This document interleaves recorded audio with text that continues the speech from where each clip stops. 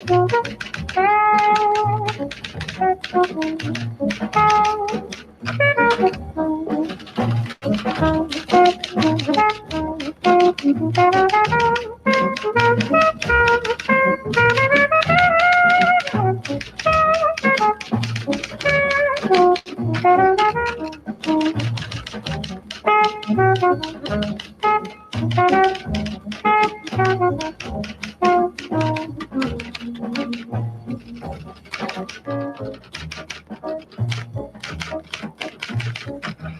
cordiale buongiorno a tutte le ascoltatrici e a tutti gli ascoltatori da Giulio Cainarca. Ben trovati all'appuntamento con la rassegna stampa di lunedì 10 giugno. Come al solito diamo uno sguardo prima di tutto alle agenzie di stampa. L'agenzia ANSA apre in primo piano sul voto. Ferrara a destra dopo oltre 70 anni, ha vinto il leghista Alan Fabbri.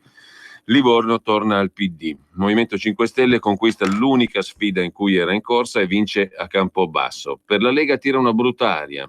Salvini trionfalistico, questo naturalmente da parte del Movimento 5 Stelle. Salvini trionfalistico, tolti i sindaci al centro-sinistra dopo 70 anni. Il commento di Zingaretti, segretario del PD.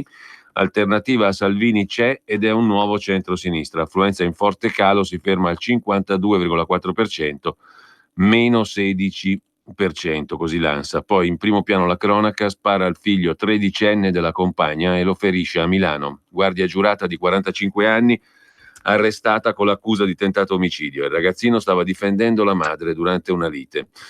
E ancora in primo piano sull'ANSA di oggi, sbarchi fantasma, altri 53 migranti in Calabria, 38 soccorsi e portati a Lampedusa. E poi il ministro Tria: sono sicuro di trovare una soluzione con la Commissione europea.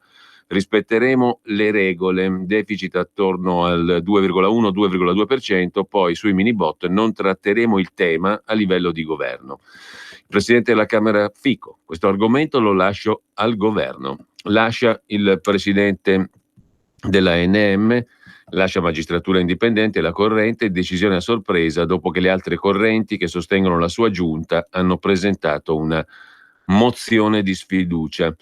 Il presidente dell'Associazione Nazionale Magistrati Pasquale Grasso lascia Magistratura Indipendente, mossa a sorpresa ieri in serata dopo che le altre correnti che sostengono la giunta hanno presentato una mozione di sfiducia nei suoi confronti. Così sull'agenzia ANSA in primo piano. E ancora dalla prima pagina dell'agenzia ANSA, i mondiali di calcio delle donne, l'Italia vince al suo esordio 2-1 sull'Australia. Le cavallette che flagellano il Nuorese in Sardegna e le api nel centro di Bologna. Diversi commenti anche su questo oggi, mentre niente regalo di fine anno e la maestra rimprovera i bambini. Lo troviamo ancora in prima pagina sull'agenzia ANSA. 14 dei 16 alunni di una terza elementare di Palermo non fanno il regalo a fine anno alla maestra, che si arrabbia con loro. Questo in prima pagina sull'ANSA. Il Codacons ai prefetti: vietare il fumo in spiaggia in tutta Italia. Si annunciano diffide per ordinare ai comuni di imporre i divieti. Mentre diamo uno sguardo anche alla dnkronos.com. Ferrara alla Lega, Livorno al PD, vittoria straordinaria, dice Salvini, l'alternativa c'è, dice Zingaretti. Campobasso al Movimento 5 Stelle. E poi le parole del Presidente del Consiglio Conte: attenti a sfidare l'Unione Europea. C'è una chiacchierata di Conte con Massimo Franco in prima pagina sul Corriere della Sera. Attenti, sfidare l'Unione Europea sulla procedura mette a rischio i risparmi dei cittadini. No ai mini bot, non vorrei che la Lega mi vivesse come un ingombro. Così il Presidente Conte, intervistato dal Corriere della Sera, lo vedremo meglio poi. E poi ancora in primo piano Di Maio lancia la graticola per i sottosegretari. Gentili sottosegretari e ministri, dopo l'assemblea dei gruppi parlamentari 5 Stelle è emersa l'opportunità e l'esigenza da parte dei parlamentari di un momento di confronto tra sottosegretari e membri della commissione permanente di riferimento. Questo nel corso della settimana. Ciascuno dei sottosegretari e ministri, cioè di coloro che sono al governo per i 5 Stelle, si confronterà con le commissioni di riferimento che esprimeranno una valutazione sull'operato di sottosegretari e ministri nel corso dell'ultimo anno, scrive Di Maio in un messaggio inviato appunto a sottosegretari e ministri del Movimento 5 Stelle, dando il via alla cosiddetta graticola, che dovrebbe iniziare già domani con le audizioni dei sottosegretari Santangelo e Valente. Il confronto avrà durata di 40 minuti.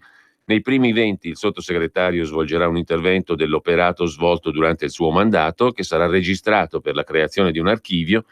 Seguirà dibattito di 20 minuti, poi ogni parlamentare lascerà per ogni sottosegretario una valutazione anonima non vincolante che verrà valutata col massimo della riservatezza dai direttivi dei gruppi e da me come capo politico, dice Di Maio, aggiungendo che a breve verrà divulgato il calendario degli incontri, dopodiché si passerà ai ministri. La graticola funziona così. Lasciamo ADN Cronos, diamo uno sguardo rapido anche all'Agi.it. L'agenzia Agi.it apre in prima pagina con chi vince e chi perde nei ballottaggi del secondo turno delle amministrative. Adesso ci ritorniamo sopra un attimo. L'apertura, appunto, dicevamo su chi vince e chi perde nei ballottaggi. Cosa c'è da aspettarsi ora secondo i giornali? Poi come cambia l'esame di maturità? Il 19 giugno è il momento della prima prova scritta. Tante le novità, dall'addio alla traccia storica all'abolizione del quizzone. Si apre una settimana decisiva per i decreti sblocca cantieri e crescita, titola ancora l'agenzia Agi.it, a mettere tutto in stand-by le tensioni registrate nella maggioranza subito dopo le elezioni europee, così in primo piano sull'agenzia Agi.it, dove c'è naturalmente anche il punto sulle elezioni amministrative al secondo turno. Adesso vediamo il quadro di insieme, mentre diamo uno sguardo adesso anche alle pagine Facebook, naturalmente come al solito di Matteo Salvini e di Luigi Di Maio. Matteo Salvini apre la sua pagina Facebook con 2 righe: straordinarie vittorie della Lega ai ballottaggi, abbiamo eletto sindaci dove governava la sinistra da 70 anni. E poi c'è la commovente storia di Lazzaro, lanciato in un dirupo un cane a 6 metri di altezza sopravvive. Seguo anch'io questa storia che scalda il cuore come molti di voi. All'oasi del Randagio sono angeli. Viva Lazzarino! Il quadrupede, giusto appunto. Intanto verso le 21 su Radio Maria, anche sul canale è intervenuto ieri sera Matteo Salvini, sul canale 789 del digitale terrestre e su radiomaria.it l'intervento di Matteo Salvini. E ancora l'attore Marescotti: noi delusi dai 5 Stelle torneremo a ciò che siamo, voglio fermare i fascisti ovunque, scrive Matteo Salvini. A sinistra non stanno bene. Poi c'è un altro fatto di cronaca: nigeriano richiedente asilo di 36 anni aggredisce a Napoli alla stazione della metro di Chiaiano un tabaccaio in serie condizioni. A lui la nostra solidarietà, le nostre preghiere di guarigione. In Italia non c'è spazio per clandestini e criminali. Grazie al decreto sicurezza questo delinquente potrà essere espulso.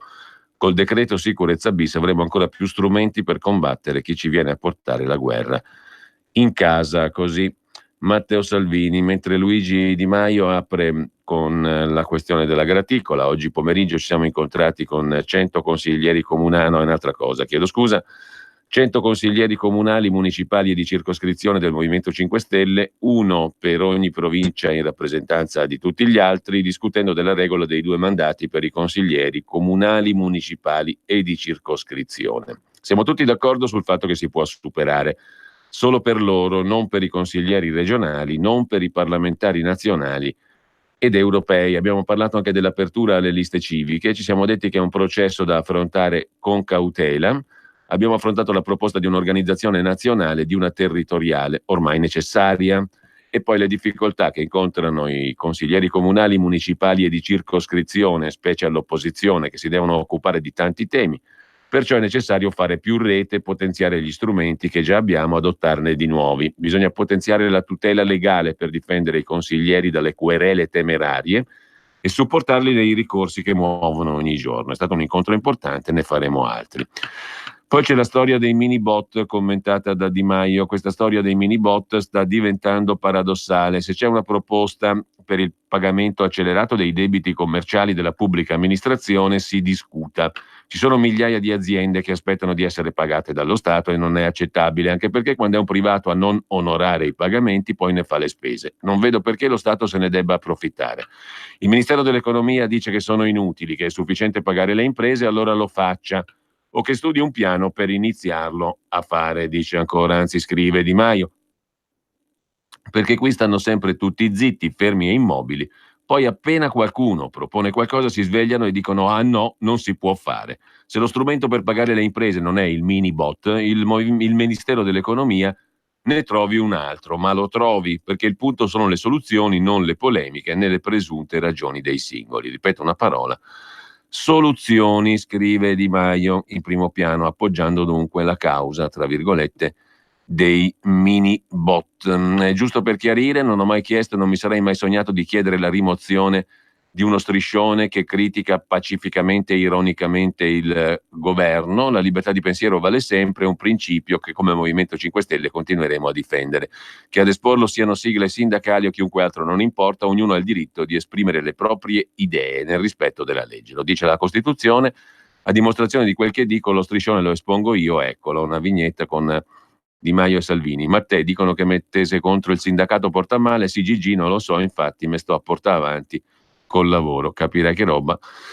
Mentre tutta la solidarietà all'ex presidente del Consiglio Enrico Letta, ma nel ruolo di commissario europeo per l'Italia no, grazie, scrive ancora Di Maio sulla sua pagina Facebook, mentre lasciamo anche la pagina Facebook di Di Maio e andiamo adesso ai quotidiani di oggi. I quotidiani di oggi partendo dal Corriere della Sera, dove c'è appunto questa chiacchierata, poi vediamo meglio naturalmente anche il voto, ma intanto c'è questa chiacchierata di Massimo Franco con il Presidente del Consiglio Conte. Partiamo da lì. Attenti, sfidare l'Unione Europea sulla procedura mette a rischio i risparmi dei cittadini. Attenzione a sfidare la Commissione Europea sulla procedura di infrazione per debito eccessivo. Se viene aperta davvero farà male all'Italia. Non è tanto e solo questione di multa, ci assoggetterà a controlli e verifiche per anni col risultato di compromettere la nostra sovranità in campo economico.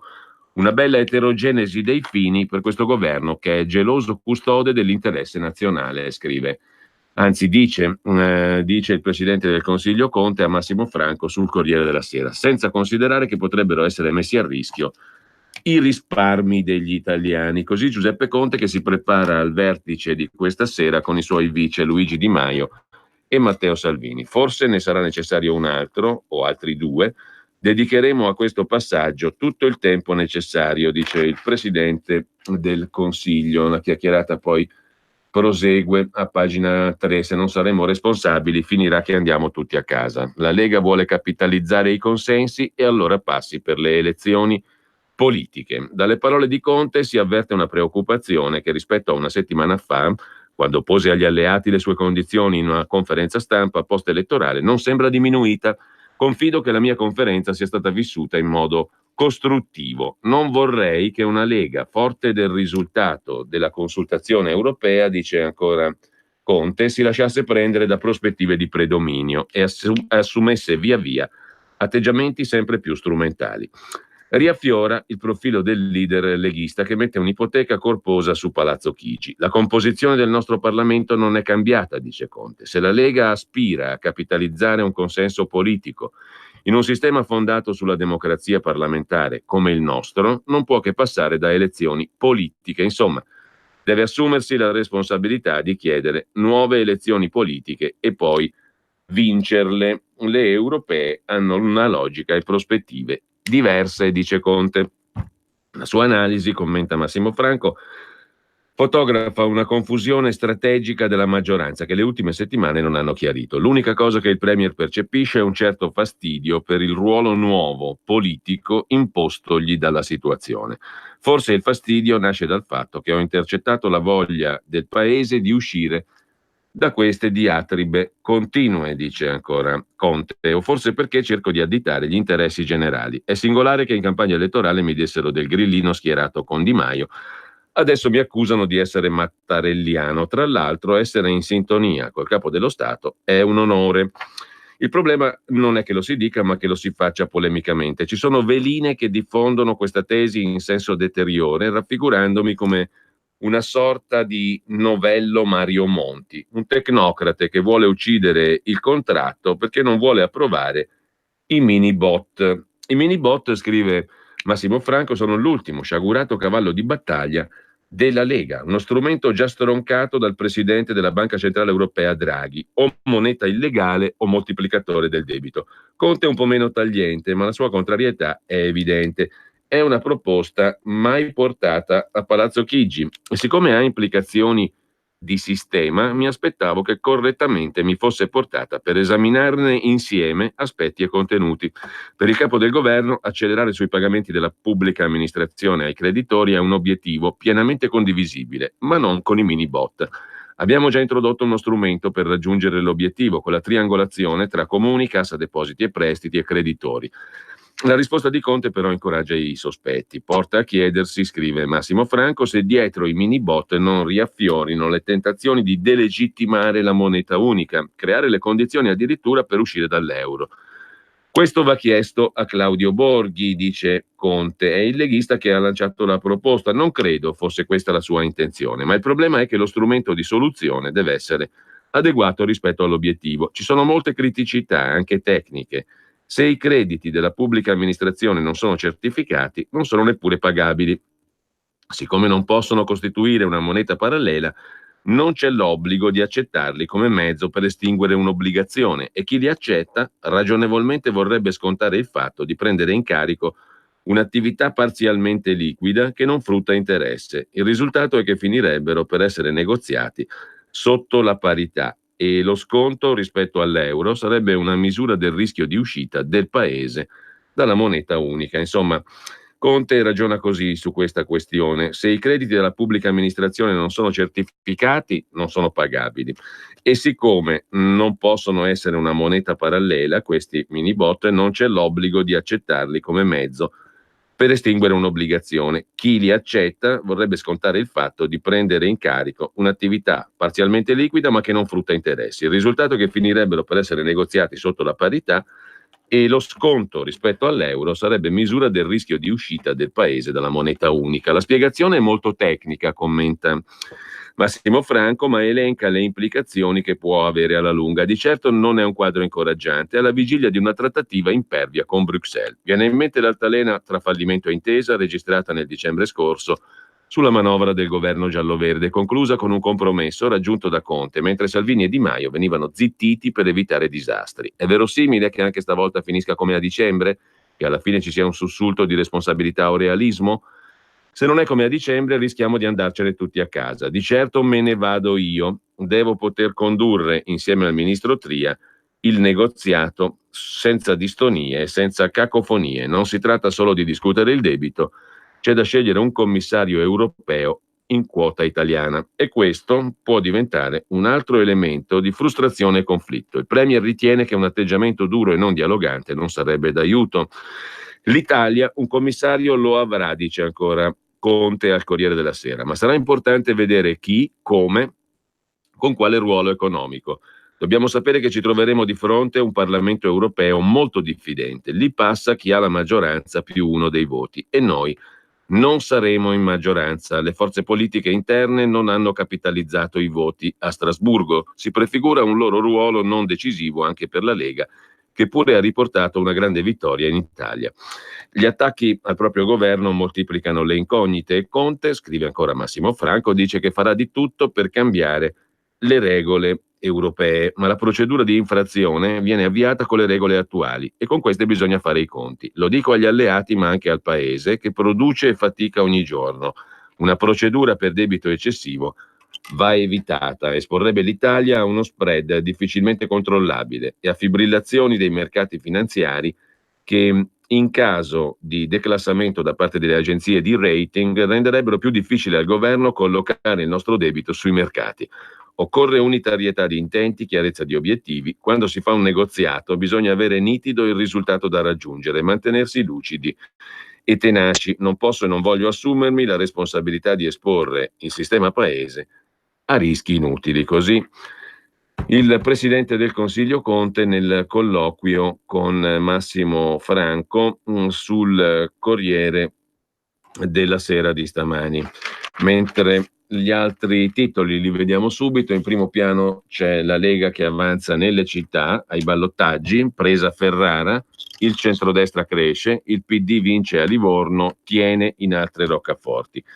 il Movimento 5 Stelle conquista Campobasso e poi il caso CSM, il presidente Grasso lascia la corrente nell'Associazione Nazionale Magistrati. Allora, i risultati in sintesi, perlomeno dei principali capoluoghi. Il centrodestra avanza nei ballottaggi di ieri. Nuovo sindaco di Ferrara, il leghista Alan Fabbri, il primo non rosso dal dopoguerra. Anche Forlì va al centrodestra, segno di una crescita in Emilia-Romagna, dove però il PD tiene la roccaforte di Reggio. Il centro-sinistra riprende Livorno, il Movimento 5 Stelle vince a Campobasso. Ad Ascoli Piceno il centrodestra targato Lega Fratelli d'Italia che vince. Ad Avellino invece ha vinto il centro-sinistra, erano una lista civica sostanzialmente di centro-sinistra, un derby all'interno del centro-sinistra. A Biella vince il centrodestra col 51%, a Campobasso vince il Movimento 5 Stelle sulla candidata del centrodestra. A Cremona viene riconfermato il sindaco uscente del PD di centrosinistra Galimberti, su Malvezzi centrodestra con 55,9 contro 44,1%, e poi il risultato di Ferrara dove vince il centrodestra con il leghista Fabbri 56,8%, così come a Foggia per il centrodestra e a Forlì, mentre Livorno torna nelle mani del centrosinistra. A Potenza si afferma il centrodestra guarente per un soffio 50,3%, in Basilicata. A Prato, Reggio Emilia, Rovigo e Verbania vince il centrosinistra. A Prato decisamente, così come a Reggio 63%, invece sul fil di lana Rovigo e Verbania 50 e qualcosa per cento. A Vercelli centrodestra 54,8%. Questa è la tabellina di prima pagina del Corriere della Sera. C'è anche in prima pagina sul Corriere il calcio femminile, ci ha fatto emozionare. La nazionale femminile di calcio ha battuto 2-1 l'Australia nella partita che ha visto le nostre atlete debuttare al Mondiale di Francia. Venerdì la partita contro la Giamaica. Questi sono un po' gli argomenti di prima pagina. C'è la rubrica del lunedì, i letti da rifare, di Alessandro Davenia. Diamo i numeri, punto di domanda. Diamo i numeri, lo scrutinio sostanzialmente, tempo di scrutini, di valutazioni e di esami. Lo studente vuole essere giudicato e non semplicemente valutato, dice Davenia. Potremmo affrontare gli scrutini in un modo diverso. Permettere agli alunni di giudicarci è una pratica diffusa e messa a regime senza alcun trauma in quasi tutti i sistemi scolastici. Alla rubrica della scuola prevista per il martedì con Elena Centemero, non debutta questa settimana ma la prossima, quindi martedì prossimo e non domani, proprio a ridosso degli esami di maturità, del nuovo esame di maturità che sarà anche l'argomento alle 18 del martedì, la nuova rubrica sulla scuola che quindi debutta appunto il 18 martedì prossimo alle ore 18. L'avevamo annunciata per domani, ma purtroppo per un impegno di carattere familiare non può andare in onda la trasmissione in diretta domani. Avremo modo invece di inaugurarla con Elena Centemero, appunto, tutti a scuola, la rubrica di scuola appunto in occasione degli esami di maturità che debuttano il 19. Lasciamo per il momento la prima pagina del Corriere della Sera. In seconda pagina c'è la questione della trattativa con l'Unione Europea. Il ministro Tria si dice pronto a trattare con l'Unione, troveremo una soluzione. Roma sa cosa deve fare, dice a sua volta il commissario europeo Moscovici, e Di Battista attacca i mini bot sono nel contratto di governo. Le imprese che vantano crediti con la pubblica amministrazione, dice Di Battista, 5 Stelle, hanno il diritto di essere pagate in fretta. A meno che il ministro Tria in pochissimi giorni non trovi una soluzione alternativa, reputo molto intelligente la proposta dei mini bot. E poi a chi risponde Tria quando dice che non tratterà a livello di governo? Non ai suoi elettori, dato che non ha mai preso un voto.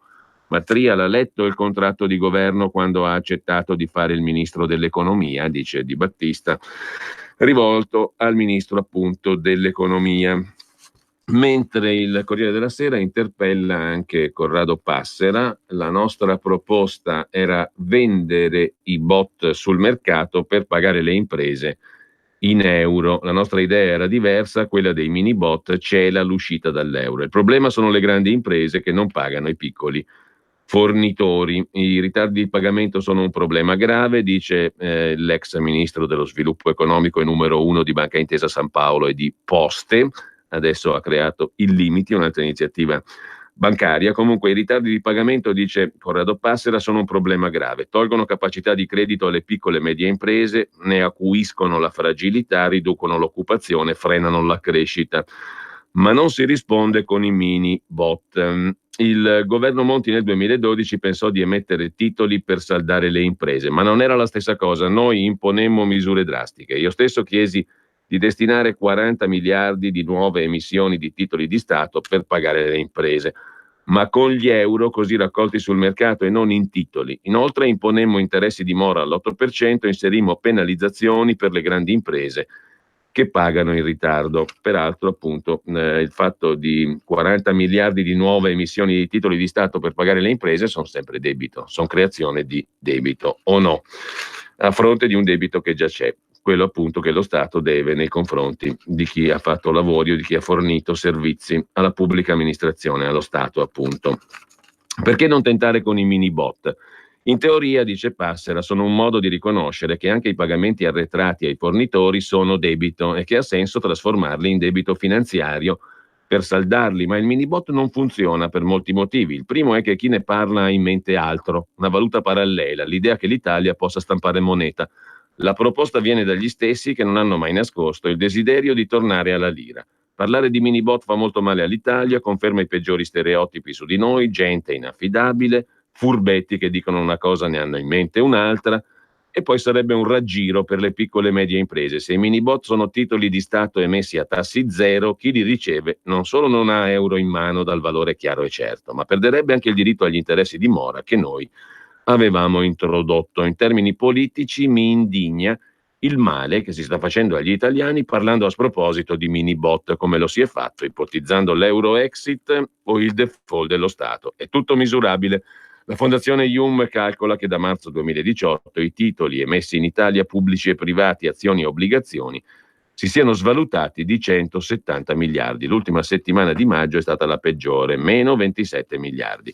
Cosa propone allora Passera a questo punto per sanare gli arretrati? Il governo emetta titoli per pagare i fornitori in euro. Se l'operazione è seria, sono certo sia negoziabile un accordo con Bruxelles sull'aumento del debito finanziario che ne risulterebbe. Anche Cassa Depositi può avere un ruolo, l'esempio spagnolo può essere utile, una società patrimonializzata con attivi pubblici che anticipa i pagamenti e poi se la vede con i vari enti. Questo potrebbe permettere il pagamento di tutto il debito scaduto, forse senza aumentare il debito pubblico.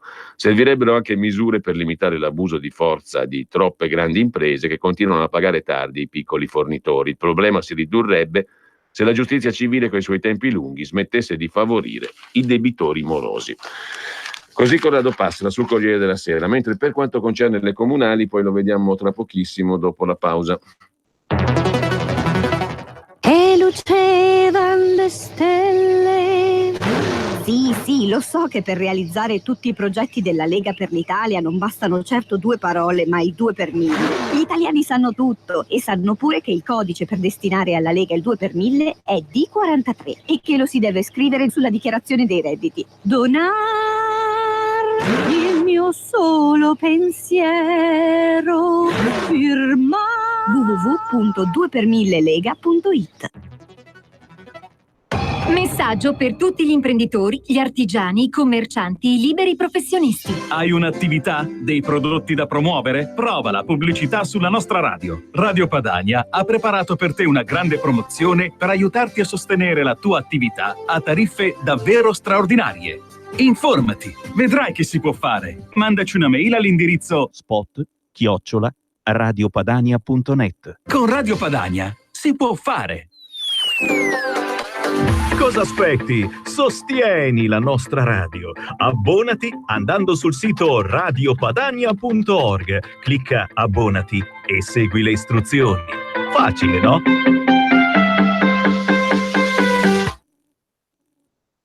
Torniamo allora al Corriere della Sera con le comunali. Cresce il centrodestra che sfonda in Emilia-Romagna, il PD resiste in Toscana. Sintetizza il Corriere della Sera. Salvini dice straordinarie le vittorie della Lega, il PD riprende Livorno, il Movimento 5 Stelle vince a Campobasso. Ferrara, una lezione dagli elettori, dice il politologo.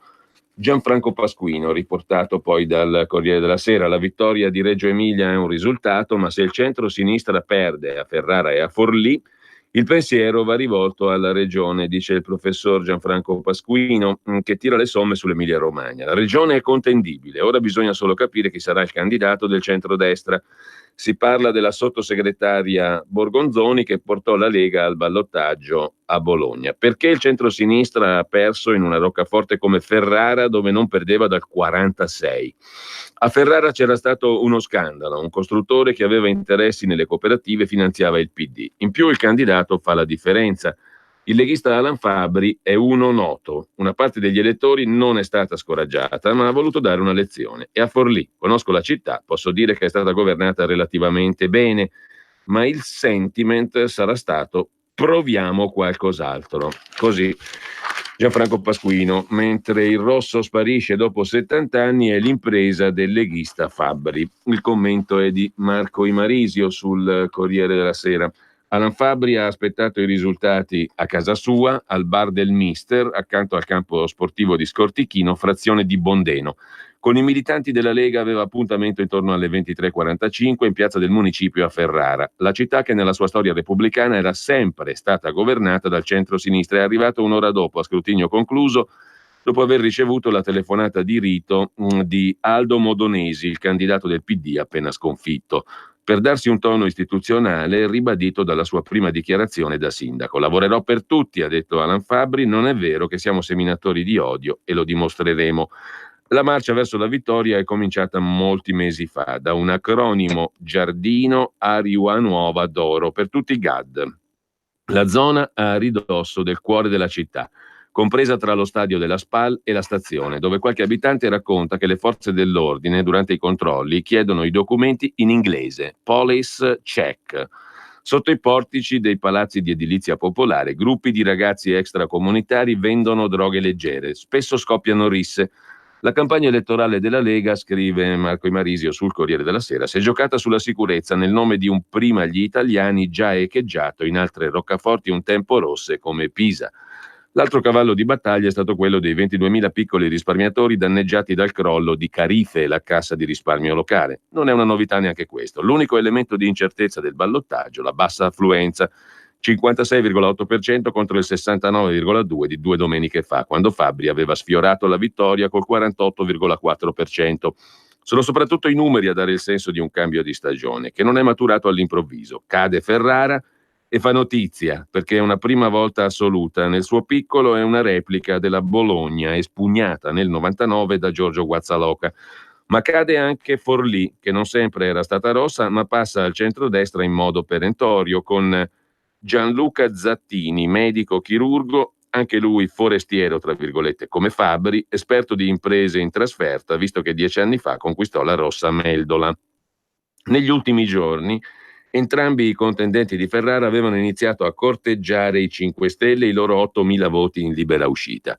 All'improvviso i temi dell'acqua pubblica, del termovalorizzatore che non sa da fare, della digitalizzazione delle pratiche amministrative erano diventati una priorità assoluta per la città di Ferrara. Se per il PD era una tecnica di sopravvivenza, scrive ancora il Corriere della Sera, per la Lega era ansia da risultato. Appena 5 anni fa, alle ultime comunali, il partito di Salvini aveva preso il 3,36%. Adesso i ballottaggi di Ferrara e Forlì sono la conferma della contendibilità dell'Emilia Romagna, dove si voterà in autunno. Sarà la madre di tutte le battaglie, ha detto convinto il leader leghista dal palco del suo ultimo comizio per Fabbri, che lo ha subito ribadito vittoria storica anche per l'Emilia Romagna. Al PD, sempre più consapevole di camminare su macerie, anche nella regione rossa per eccellenza, non resta che l'autocoscienza collettiva.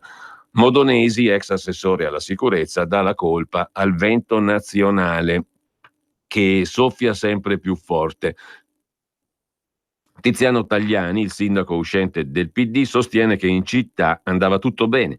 Sono stati cinici nel creare una paura irrazionale intorno alla GAD, la zona appunto a ridosso del stadio della SPAL, della stazione, la zona critica, Giardino Ariua Nuova d'Oro, appunto. Sono stati cinici a creare paura Alla GAD esistevano situazioni di disagio ambientale, ma i reati in 5 anni sono calati. Abbiamo dimezzato il debito, abbiamo fatto il nuovo ospedale, gli iscritti all'università cresciuti del 20%. Quanto a Cassa Risparmio Ferrara, la Carife, dice il sindaco, ex sindaco, ormai sindaco uscente, paghiamo l'atteggiamento iniziale del PD. Quando sbagli subito, poi anche se correggi, la rotta è dura. Dovremo fare una riflessione. Nell'attesa della riflessione delle regionali, in piazza del municipio sono cominciati i festeggiamenti dei militanti leghisti, mentre resta al PD Reggio Emilia con Luca Vecchi rieletto sindaco dopo il primo mandato. E ancora dando un'occhiata alle comunali, sul Corriere della Sera siamo ad Avellino,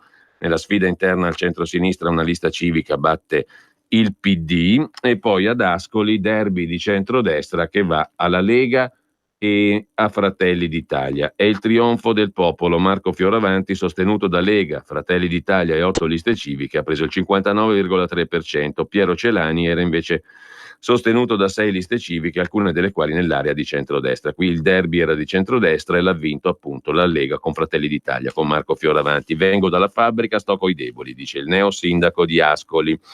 A Livorno, dopo Nogarin, tutto come prima, tocca al centro-sinistra di Luca Salvetti, 63,3%. Andrea Romiti, sostenuto da Lega, Forza Italia, Fratelli d'Italia, al 36,7%. A Prato, battuto il centrodestra, il PD Biffoni ottiene il bis. A Campobasso i 5 Stelle vincono nell'unico ballottaggio e sfida di governo. Gravina al 69%, Roberto Gravina 5 Stelle, batte la leghista Maria Domenica D'Alessandro che si ferma al 30,9%, appoggiata da Forza Italia, Lega, Fratelli d'Italia e una lista civica. Comunali anche a Cremona, anche qui il PD riconferma il sindaco, un nuovo segnale in Lombardia. Cremona conferma Gianluca Galimberti, sindaco uscente del Partito Democratico. Il sindaco uscente è ricandidato col 55,9% dei consensi, stacco netto rispetto al candidato del centrodestra Carlo Malvezzi di Forza Italia, 44,06%. Sono soddisfatto per Cremona, il centro-sinistra è un laboratorio politico importante, si fonda sul PD, sulle realtà civiche, non bisogna soffiare sulle paure come quelle dell'immigrazione, esistono, ma vanno ascoltate e gestite, ha detto Galimberti dopo la vittoria. Questa voglia di fare festa non è per me, ma per il bene comune della nostra città, eccetera. Mentre a Vercelli il centrodestra vince con Andrea Corsaro che torna sindaco dopo aver svolto il mandato 2009-2014, si afferma sulla sindaca uscente Maura Forte, sostenuta dal PD e da 2 liste civiche. In Piemonte l'onda lunga del centrodestra, scrive il Corriere della Sera, si strappa anche Biella, Corradino, centrodestra appunto, prevale di misura su Donato Gentile che era sostenuto dal centro-sinistra. Aveva ragione Matteo Salvini a temere l'astensionismo, scrive il Corriere della Sera sul Piemonte, perché al secondo turno l'affluenza è più bassa se confrontata col primo. Biella ha già regalato in passato rimonte inaspettate, ma il calo dei voti registrato al ballottaggio non è bastato a fermare il treno del cambiamento su cui sarebbero saliti i biellesi con la scelta di premiare il candidato sindaco del centrodestra Claudio Corradino. L'ex sindaco di Cossato è il nuovo inquilino di Palazzo Europa, cioè del comune di Biella. Ha sconfitto Dino Gentile, sostenuto da liste civiche di centrosinistra, una vittoria di misura con 346 voti di differenza. La battaglia è stata dura, alla fine a vincere è stata la voglia di cambiamento dei cittadini. Le parole del neo sindaco di Biella, Corradino. Ad appoggiare il sindaco appena eletto una coalizione formata da Lega, Fratelli d'Italia e Forza Italia. Chiudiamo così la pagina che il Corriere dedica alle comunali. Per la politica c'è invece un articolo dedicato al Movimento 5 Stelle. Di Maio resta centrale, divisa l'ala governativa, Buffagni più solista, cresce il peso di Taverna, con un'intervista a Emilio Carelli, già direttore di Sky TG24, eletto alla Camera con il Movimento 5 Stelle. A Conte pieni poteri, nel Movimento 5 Stelle si è perso tempo, ora Luigi eserciti il suo ruolo. Per il futuro un ministro dell'economia politico. Il Corriere della Sera, diamo un'occhiata anche alla pagina degli esteri, si occupa poi della Brexit. Senza una nuova intesa niente soldi, Boris Johnson minaccia l'Unione Europea, l'ex ministro è in testa per il dopo May. Venerdì 7 giugno Theresa May si è dimessa da leader dei conservatori, resterà primo ministro fino alla scelta del suo successore. Questa settimana vengono formalizzate le candidature, comincia la corsa. I parlamentari conservatori, i Tories, cominceranno una serie di votazioni per ridurre la lunga lista dei pretendenti a 2. A quel punto la scelta è nelle mani degli iscritti al partito, che dovrebbero votare prima della pausa estiva delle attività parlamentari, che di solito cade alla fine della terza settimana di luglio. Ciò significa che il nuovo primo ministro potrebbe ottenere il primo question time a Westminster prima delle vacanze. Quindi Boris Johnson in testa per il dopo May. La sorpresa potrebbe essere il titolare dell'interno, Said Javid. E con questo lasciamo anche la pagina degli esteri, anzi no, c'è una segnalazione da fare da Mosca. Prima vittoria dei sit-in a Mosca per il reporter anticorruzione Ivan Golunov, che ha lasciato la cella del tribunale, il giudice gli ha concesso i domiciliari. Lavora per il giornale online Medusa.io ed è noto per le sue inchieste sulla corruzione di pubblici funzionari. Invece i venezuelani sono in cerca di cibo e attraversano la frontiera e Angelina Jolie visita i rifugiati. Riapre il passaggio in Colombia l'attrice in missione umanitaria. Sempre dal Corriere della Sera poi vi segnalo un articolo dedicato agli sbarchi fantasma, altri 2 in sole 48 ore, migranti approdati in Calabria e Sicilia, ma il Ministero dell'Interno fa sapere nel 2019 i dati sono in calo, sono 737 i migranti giunti in Italia nel 2019 con gli sbarchi fantasma, arrivi di piccole barche difficili da individuare. Nel 2018 sono stati 3.668, 5.371 nel 2017. Lasciamo con questo il Corriere della Sera. Uno sguardo lo diamo anche alla cronaca di Milano e Lombardia. Sfide nei comuni, al centrodestra 2 fortini rossi, il centrodestra guadagna Cormano e Rozzano, ma Paderno passa al Partito Democratico. Il centrodestra vince in 2 roccaforti storiche del centro-sinistra, Rozzano e Cormano, a ridosso di Milano. A sua volta il centro-sinistra strappa Paderno-Dugnano al raggruppamento del centrodestra, mentre si riconferma a Novatte Milanese. La partita dei ballottaggi finisce 2-2. La bilancia pende a favore del centrodestra, che prima di questo voto governava soltanto a Paderno, mentre il centro-sinistra a Rozzano, Cormano e Novate. E con questo dalla cronaca milanese del Corriere della Sera va segnalato un reportage da Viale Puglie alla Fiera dell'Est, dove una TV costa pochi euro, tra i banchi del mercatino delle Pulci, dove puntualmente ogni domenica si vende merce rubata o abbandonata. Ieri all'alba il blitz di Polizia Locale e Finanza, 3 persone denunciate, 29 biciclette sequestrate. Ieri un'operazione interforze che è scattata alle 8 del mattino. Il maxi mercato delle pulci illegali di Viale Puglie. Mentre è atteso al testa del Comune di Milano, del Consiglio Comunale, il DASPO per i Rom. Prima dell'estate arriverà in giunta e poi in Consiglio Comunale una delibera con la quale si modifica il regolamento di polizia locale per individuare le aree cittadine di applicazione del DASPO. La dichiarazione di principio del sindaco avrà un seguito in tempi stretti. Il documento non indicherà le condotte passibili di DASPO individuate dalla normativa nazionale, ma dovrà elencare strada per strada le zone di attuazione dei provvedimenti. Sarà anche un test per la maggioranza di centro-sinistra, chiamata ad approvare un documento su cui non tutti sembrano entusiasti. La svolta di Beppe Sala è arrivata sabato, colazione col sindaco, è l'iniziativa che vuole promuovere il piano quartieri della giunta e creare dialogo con comitati e associazioni. Insomma, si tratta, dice il PD, di ascoltare la città. Anche qui la sinistra è per la sicurezza. Mentre sempre dal Corriere della Sera non abbiamo altro da segnalare se non a proposito di Paderno, che torna al centro-sinistra, anche un articolo sul Giorno, sul quotidiano milanese Il Giorno. Il grande ex Casati, Ezio Casati, torna sindaco, battere la Lega, che soddisfazione a Paderno Dugnano. A Brescia invece la Lega è andata molto forte, ce lo racconta Brescia Oggi, giusto appunto, nei vari comuni. E lasciamo con questo anche a Bergamo il bilancio è abbastanza positivo, ma vedremo dopo. Intanto diamo uno sguardo anche alla prima pagina di Repubblica. Repubblica apre con il Presidente del Consiglio Conte e il Ministro Tria che dicono con l'Europa trattiamo noi.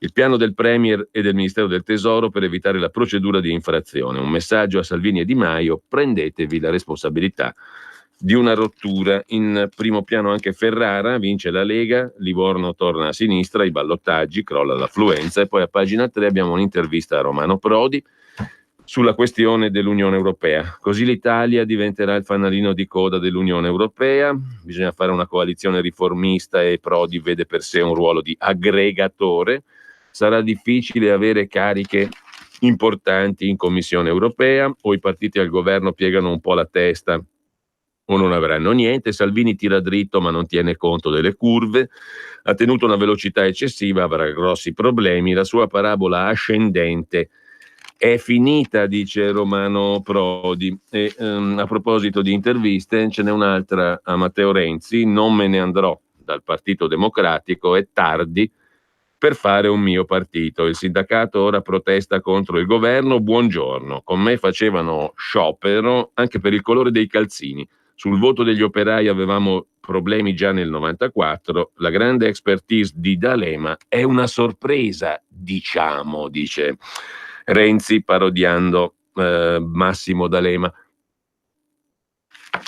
Con questo lasciamo anche Renzi per tornare invece alla pagina delle amministrative, così la inquadra Repubblica. Il PD riconquista Livorno, ma in Emilia avanza la Lega. Calo dell'affluenza per i ballottaggi, a Campobasso la sinistra sbarra il passo alla destra, il Movimento 5 Stelle vince l'unica sfida nei capoluoghi, a Campobasso appunto. In Toscana cancellata la parentesi Nogarin, ma i democratici perdono Piombino. E poi altro che roccaforti rosse, Ferrara e Forlì vanno alla destra. Dopo 74 anni la guida del capoluogo estense, Ferrara appunto, passa di mano. Salvini esulta, la Lega copre lo striscione per Reggiani, ma il centro-sinistra vince in molti centri, da Reggio Emilia a Cesena. Intanto, voltando pagina, su Repubblica, la questione della magistratura, ora è tutti contro tutti, crisi all'associazione magistrati, la giunta sfiduciata dopo il rifiuto di Magistratura Indipendente di far dimettere i consiglieri del CSM autosospesi. Il presidente dell'ANM lascia la sua corrente, Pasquale Grasso. Siamo andati a finire contro un iceberg, adesso lascio tutto, così ci suicidiamo, dice il presidente dell'Associazione Nazionale Magistrati. I colleghi non hanno capito che un conto è parlare con i politici, un altro farlo con uno inquisito come Lotti. E sempre dal Corriere della Sera, quei 480.000 euro dal Senato alla Lega, poi finiti a una barista. Report in onda stasera, la fotografia è quella di Giulio Centemero, tesoriere della Lega, attualmente deputato. Quando Salvini creò la nuova Lega fu deciso di darle sede nello studio del commercialista Sciglieri a Milano. Report in onda stasera racconta operazioni e società che arrivano ai collaboratori del leader, scrive ancora Repubblica. I personaggi messi nel mirino da Repubblica sono nell'ordine 1, 2, 3, li elenca a pagina 11 Repubblica. Giulio Centemero, il tesoriere che in questi anni ha gestito la fase di transizione dal vecchio guscio del Carroccio al nuovo soggetto giuridico. Alberto Di Rubba, commercialista, presidente del CDA di SIN SPA, società che fa capo al Ministero dell'Agricoltura e al centro di operazioni poco chiare. Luca Morisi, parte dei fondi del gruppo leghista al Senato destinati a una società della cognata di Di Rubba sarebbero finiti allo staff dello spin doctor di Salvini Morisi. Soldi pubblici, scrive Repubblica con Matteo Pucciarelli, che entrano ed escono, poi rientrano e riescono in un vorticoso gioco di società, tutte legate più o meno direttamente al mondo della Lega, come i fondi del gruppo al Senato del partito destinati a un'impresa di una cognata di Alberto Di Rubba, direttore amministrativo del gruppo parlamentare alla Camera, amministratore della finanziaria dell'immobiliare della Lega Ponti da Fin per la comunicazione social. Solo che lei fa la barista e quel denaro era destinato a Luca Morisi, spin doctor di Salvini. L'ultima puntata di Report in onda stasera rivela nuovi dettagli della nebulosa gestione finanziaria della nuova e vecchia Lega. Con un lungo servizio di Luca Chianca e Alessia Marzi si sviscerano gli intricati rapporti tra commercialisti, società fiduciarie, altre pubbliche della regione Lombardia e uomini legati al partito. Di sfondo c'è sempre la questione dei 49 milioni di euro di finanziamento pubblico che i magistrati stanno cercando di rintracciare. Nella trasmissione condotta da Sigfrido Ranucci Pare chiaro come tutto ruoti attorno al tesoriere Centemero e ai suoi collaboratori Manzoni e Di Ruba. Tra parentesi, quest'ultimo oggi è a capo del sistema informatico nazionale grazie al quale vengono distribuiti 6 miliardi di fondi pubblici ad agricoltori e allevatori. Comunque, quando nasce la nuova Lega Nazionale, sono loro a porre la sede del partito nello studio del commercialista Michele Sciglieri a Milano, il quale entra in Lombardia Film Commission, una fondazione della regione. Cosa fanno? Comprano la nuova sede della commissione, questo l'abbiamo già spiegato tanto tempo fa. C'è un capitolo sulla società Vado Live che appena 8 giorni dopo la sua creazione nel maggio 2018 viene beneficiata di un contratto di 480.000 euro pagati dal gruppo leghista al Senato. La Vado Live li riceve per divulgare attività istituzionali del gruppo sui social. L'azienda, a nome di Vanessa Servalli, cognata di Di Ruba e barista. Il contratto è stato interrotto dopo qualche mese, dice una fonte, ma una parte dei soldi incassati, 87.000 euro, sono stati girati ad alcuni membri dello staff del ministro Salvini, che già all'epoca avrebbero dovuto avere un incarico fiduciario presso il ministero. Una domanda trattante: visto che nello staff ci sono professionisti conclamati, perché non pagarli direttamente senza passare attraverso una società? Nessuno dei titolari ha risposto. Misteri, così scrive Repubblica Report stasera. Mentre sempre da Repubblica, andiamo velocemente, vi segnalo tutt'altra questione, un bel pezzo di Pietro Citati su una figura che tutti conoscono, Charlot,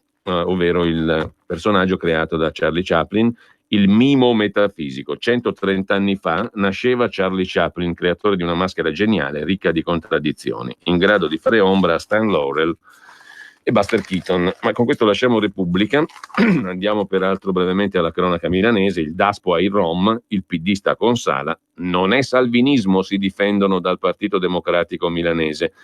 Aperture sulla proposta per contrastare la rioccupazione delle aree sgomberate, uno degli strumenti per restituire dei luoghi alle comunità, sulla base appunto delle nuove regole varate dal ministro Salvini. Il sindaco Sala l'ha ipotizzato 2 giorni fa, un Daspo per i Rom che vengono sgomberati ma poi continuano a tornare nelle zone verdi del quartiere di periferia. Questo anche se Sala ha chiarito di non essere sicuro che la formula della chiusura dei campi nomadi tout court sia quella vincente. Nelle periferie il tema è molto sentito, ha detto il sindaco di Milano.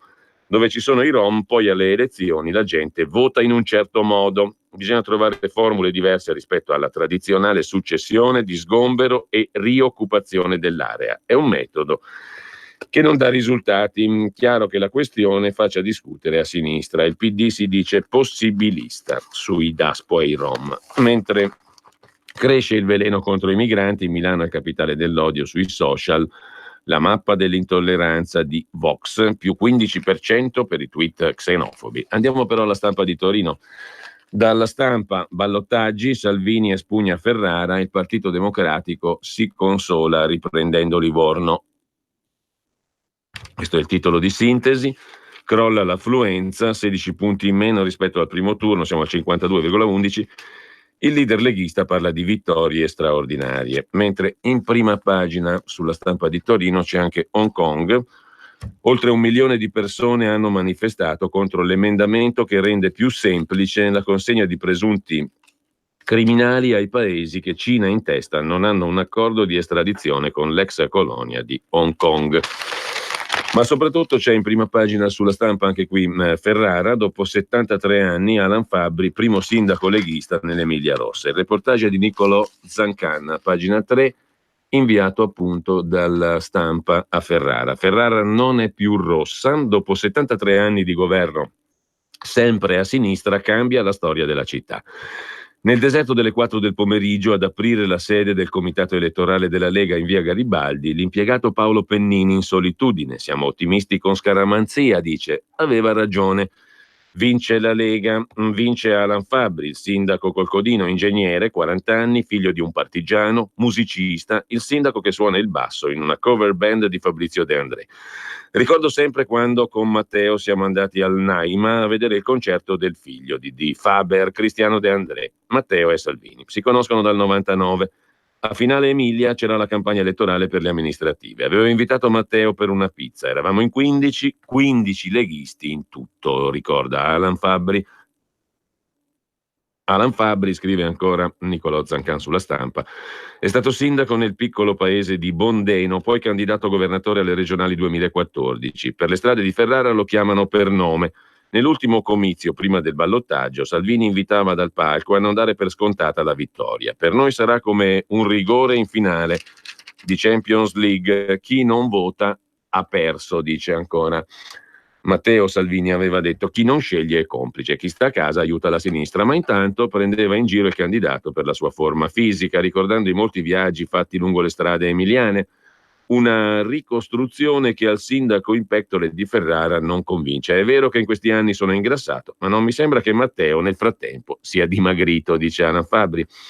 Il sindaco uscente Tiziano Tagliani del PD parla di numeri: i reati sono calati del 6%, ho dimezzato il debito, Ferrara è la prima città italiana per sostenibilità ambientale, abbiamo fatto l'ospedale nuovo, l'università è cresciuta, ma nulla di tutto questo è servito, scrive la Stampa. Alan Fabbri aveva preso il 48,4% dei voti al primo turno, era in vantaggio di 16 punti.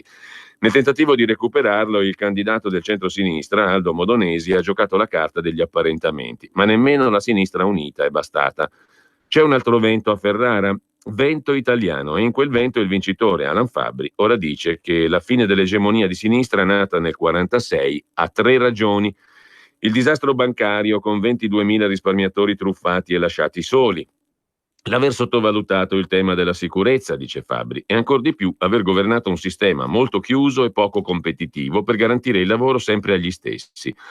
A Ferrara fino a ieri chi non la pensava come quelli di sinistra era tagliato fuori. Io sarò il sindaco di tutti. Cosa ho fatto nelle ultime ore? Ho cazzeggiato, avevo bisogno di staccare un po'. Stava rintanato con gli amici al bar dal mister di Scortichino. Ora dovrà governare Ferrara. Uno dei temi più sorprendenti della sua campagna elettorale è l'inquinamento. Dobbiamo occuparci dell'aria che respiriamo e delle discariche abusive, dice Fabbri. Ferrara è una delle città italiane con gli indici tumorali più elevati. Dobbiamo attivare subito monitoraggi. Si tratterebbe del primo leghista con propensioni verdi, di un verde diverso da quello padano, scrive la Stampa.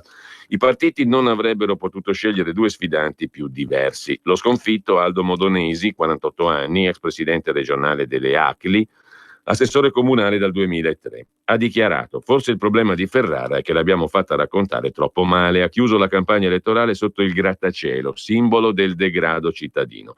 La sicurezza non è né di destra né di sinistra, ha detto, ma un diritto garantito dallo Stato. E nemmeno questo è bastato, conclude la Stampa, così come non è bastata la timida benedizione del segretario del partito Zingaretti, accorso in extremis. Ferrara è persa, nuova capolinea della sinistra italiana. Così sulla Stampa di Torino. Dalla Stampa andiamo rapidamente anche a un'altra segnalazione: l'eredità di nonna Vita al paese, 3 milioni per un nuovo ospedale. Siamo a Maglie, nel Leccese, il lascito devoluto alla ASL con un vincolo: l'opera porti il nome della famiglia, una famiglia non ricca assolutamente. Dal 1800 a oggi 4 donne facoltose hanno devoluto al comune il loro patrimonio, non ricca di origine naturalmente. 95 anni, lucida fino all'ultimo, un grande cuore. Nel suo testamento la volontà di lasciare tutto ai concittadini. 3 milioni di euro per costruire un nuovo ospedale nel Salento, nella sua Maglie. Vita Carrapa non aveva figli né nipoti, 3 fratelli deceduti prima di lei, origini modeste, la scelta di vivere senza agi, risparmiando le ricchezze accumulate nel tempo. Poi abbiamo una pagina della Stampa, poi andiamo in pausa, dedicata alle invasioni di cavallette in Sardegna. Contadini disperati, campi distrutti, gli insetti hanno divorato grano e foraggio, le uova deposte nei tanti terreni abbandonati. 2500 gli ettari devastati dall'invasione delle cavallette. Dice l'entomologo dell'Università di Sassari, Ignazio Floris: non succedeva da 70 anni. Ora fermare l'assalto sarà difficile. Prima della pausa citiamo solo dalla pagina economica l'intervista all'amministratore delegato di Open Fiber, la società dell'Enel e di Cassa Depositi e Prestiti che si occupa di rete. Soltanto una rete indipendente potrà garantire tutti, e la rete naturalmente per il collegamento telefonico e internet. Open Fiber a dicembre sarà al 40% del suo piano. Per la fusione tra le reti c'è il nodo dell'antitrust. Una partita molto complessa e ricca, quella della rete futura per appunto le future telecomunicazioni. 2019, 2019, 2019! Ma chi ha parlato? Sono io, la Digital Radio, quella del sistema DAB+, e sono strafelice perché dall'anno prossimo sarò ufficialmente in tutte le auto! È ora di vivere la magia della Digital Radio. Se stai pensando di comprare una nuova auto, pretendila con il sistema DAB+, il suono perfetto. Dal 2019 In tutte le auto nuove. Dibidi dobidi DAB. anche Radio Padania è in Digital Radio. Messaggio per tutti gli imprenditori, gli artigiani, i commercianti, i liberi professionisti. Hai un'attività? Dei prodotti da promuovere? Prova la pubblicità sulla nostra radio. Radio Padania ha preparato per te una grande promozione per aiutarti a sostenere la tua attività a tariffe davvero straordinarie. Informati, vedrai che si può fare. Mandaci una mail all'indirizzo spot@radiopadania.net. Con Radio Padania si può fare. Sono Giovanna. Mondoflex. Voglio presentarvi una nuova promozione Mondoflex. Un materasso in memory ergonomico a 2 strati, completamente sfoderabile, a soli 199 euro. Con Mondoflex dormite sonni tranquilli. Vi aspetto. A Treviolo e a Melzo, il sabato orario continuato. Mondoflex reti e materassi. A Treviolo, Melzo, Monza, Erba, Crema, Castelmella Briscia e Desenzano del Garda. Mondoflex, fornitore ufficiale Atalanta Bergamasca Calcio. Per la tua pubblicità su Radio Padania Libera, scrivi a spot@radiopadania.net. Ed ora, che tempo farà? Le previsioni meteo. A tutti buongiorno dal Centro Geofisico Prealpino. Oggi nuvolosità estesa, solo a tratti soleggiato sulla pianura. Al mattino e anche nel primo pomeriggio rovescio e qualche temporale sulla fascia alpina e prealpina. In seguito precipitazioni su quasi tutta la regione. Resta asciutto il mantovano. Martedì nuvoloso con qualche schiarita sulla pianura, rovescio e temporali su Alpi e Prealpi. A metà giornata e nel pomeriggio precipitazioni su tutta la regione. Mercoledì nella notte e al mattino ultimi rovesci tra Verbano e Lario, poi ben soleggiato e asciutto. Giovedì sereno, poco nuvoloso, asciutto e più caldo. Venerdì soleggiato, cumuli nelle ore più calde e forse qualche rovescio. Con questo è tutto, vi saluto e vi auguro buona giornata. Avete ascoltato Che tempo farà? Le previsioni meteo.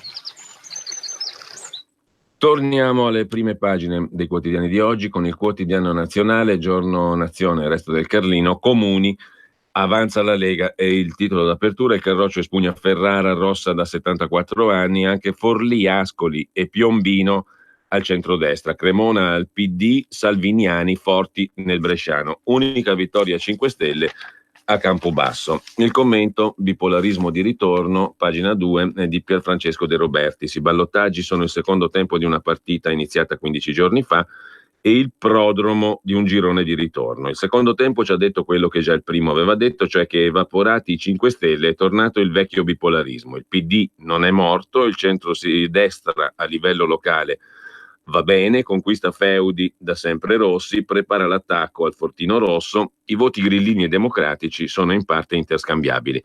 Indicazioni particolari sugli equilibri di governo nazionali non sono perentorie. D'altra parte, se Salvini ha deciso di andare avanti con Di Maio, nonostante 2 settimane fa abbia preso il doppio dei voti del grillino, non può essere il risultato di Ferrara o Livorno a far cambiare prospettiva al capitano. Saranno altri i test decisivi per il governo a partire dal risico europeo. Conviene casomai gettare un occhio sul girone di ritorno tra l'autunno e la primavera prossima, quando tutte e 4 le regioni rosse andranno al voto sui ballottaggi, sul quale questi ballottaggi hanno detto molto di più. Un incrocio che rischia di rivelarsi fatale. Se fossero replicati i voti delle scorse europee, le ex roccaforti appenniniche cambierebbero padrone, e così ha senso notare che il debordante successo salviniano alle europee sia replicato a Ferrara e anche a Forlì. Questo appunto in vista del voto per le prossime 4 regioni cosiddette rosse del centro Italia. Ferrara e Forlì sono passate al centrodestra per la prima volta. costituendo un'ulteriore testa di ponte, mentre in altre importanti città del centro il PD ha vinto a Firenze al primo turno, Livorno e Prato, invertendo la tendenza dei blackout dell'anno scorso a Siena, Pistoia e Pisa, e in Emilia-Romagna è riuscito a tenere Modena, Reggio e Cesena. Un quadro contrastato che rende aperta la partita per i futuri assetti di potere nel centro Italia. Il destino dell'elettorato grillino, altro punto interrogativo, è sembrato incerto o terra di conquista più della sinistra che della destra, come è apparso dai risultati di Livorno, ex 5 Stelle, ora PD, e di Campobasso, dove gli elettori PD al secondo turno hanno fatto eleggere il candidato grillino. Così sul giorno, sul quotidiano nazionale, anzi Pierfrancesco De Robertis, mentre Ferrara cambia colore, vince la Lega, scrive Mauro Paterlini, un ribaltone epocale nell'aria alla vigilia, ma taciuto nelle ultime settimane per scaramanzia. Ferrara, dopo 74 anni, dà fiducia al centrodestra e vota il consigliere regionale leghista Alan Fabbri. Sarà lui il primo sindaco non di sinistra nella città. Un dato storico, ma comunque per nulla scontato al termine di una campagna elettorale dai toni accesi, nella quale non sono mancati i colpi bassi. L'esponente del Carroccio, dopo aver sfiorato per pochi voti il successo al primo turno, ha piegato al ballottaggio il candidato del Partito Democratico. Un ribaltone in piena regola, la città estense ha retto anche al tradizionale calo di affluenza che si verifica al secondo turno. Sempre poi dal quotidiano nazionale, altra questione, in primo piano, siamo a Firenze, qui a Signa per la precisione, scotch sul crocifisso e proteste al seggio. La presidente e moglie del candidato del PD, ira del Carroccio, la legge consente effettivamente di coprire o rimuovere i simboli religiosi, dice la Lega, ma troviamo miope questa scelta. 2 strisce di nastro adesivo, le vedete qui nella fotografia, a coprire il Cristo in croce, un gesto consentito dalla legge, compiuto dalla presidente di un seggio elettorale in una scuola media di Signa, comune dell'Interland fiorentino, dove ieri si è tenuto il turno di ballottaggio per l'elezione del nuovo sindaco. Ma fin dal pomeriggio ha fatto discutere non poco sui social, con decine di condivisioni su Facebook della foto incriminata. Questo gesto a postare l'immagine il segretario della Lega della Piana Fiorentina, Filippo Lagrassa. Sono stato avvertito dal rappresentante di lista, mi sono recato ad appurare la cosa, il crocefisso era coperto. Questo gesto, compiuto dalla presidente di seggio, moglie del candidato sindaco PD Giampiero Fossi, che peraltro è stato rieletto, è grave perché offende la maggior parte dei signesi e degli italiani. È un voler discriminare la maggioranza, dice il leghista. Chiudiamo poi dal quotidiano nazionale per la pagina di politica con la politica nazionale, il rimpasto di governo. Giorgetti punta alla Commissione europea, il Carroccio alza il tiro e lo vorrebbe anche titolare del Ministero degli Affari europei. Il capogruppo dei 5 Stelle Patuanelli in pole position per sostituire Toninelli, più salda la posizione della ministra della Salute Grillo, secondo il quotidiano nazionale. Mentre lasciamo il quotidiano nazionale andiamo a vedere La Verità. La Verità apre la sua prima pagina col grande inganno del microcredito. Paghiamo i paesi per darci immigrati, un meccanismo da 100 miliardi all'anno. Come funziona dietro la retorica dell'aiuto a casa loro? Il finanziamento diffuso in Asia e Africa, i prestiti diventano incentivi all'emigrazione clandestina e dopo le banche lucrano pure sulle rimesse. Questo è l'argomento di apertura, Antonio Grizzuti, autore dell'inchiesta. Poi a centropagina Conte davanti al bivio dei mini bot, o sta con Tria e Mattarella o con i suoi vice. E poi ancora il centrodestra sfonda pure in Emilia Romagna, alla coalizione a guida Lega, Ferrara mai successo e Forlì più Vercelli, Biella e Potenza. Livorno torna al PD. Le interviste del lunedì, Massimo Garavaglia, Lega, investimenti e meno tasse, così diremo all'Unione Europea. Alberto Cirio, neopresidente del Piemonte, su TAV e autonomia che si faranno.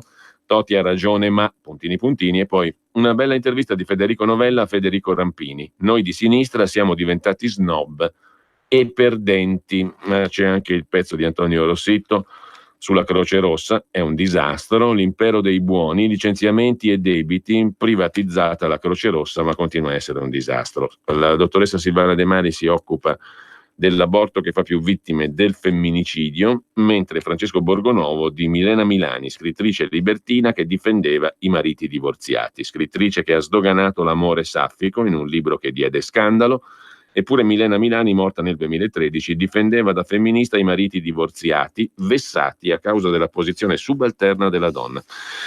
Questi temi di prima pagina. C'è anche però l'articolo di Maurizio Belpietro, il direttore, che si domanda: è Bassetti o Cottarelli il capo dei vescovi? La CEI antigoverno, se il capo dei vescovi diventa don patrimoniale.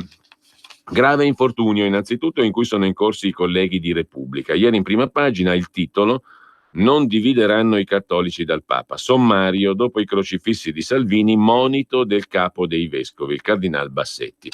Il testo dell'intervista iniziava all'interno. A pagina 7 compariva però un botta e risposta che un signore che dichiarava di essere Gualtiero Bassetti, ma in realtà sospettiamo si trattasse di Carlo Cottarelli, il presidente dell'Osservatorio sui conti pubblici. L'uomo, presentato come capo dei vescovi, nell'intervista parlava di tutto, manovra finanziaria e politica, tranne che di fede. Nessun cenno a utero in affitto, unioni civili, politiche per le famiglie. Sui conti pubblici ammoniva la politica, non senza aver ricordato che l'Italia rimane un paese solido e ricco, ma bisogna distribuire la ricchezza. Insomma, il don patrimoniale è diventato il capo dei vescovi.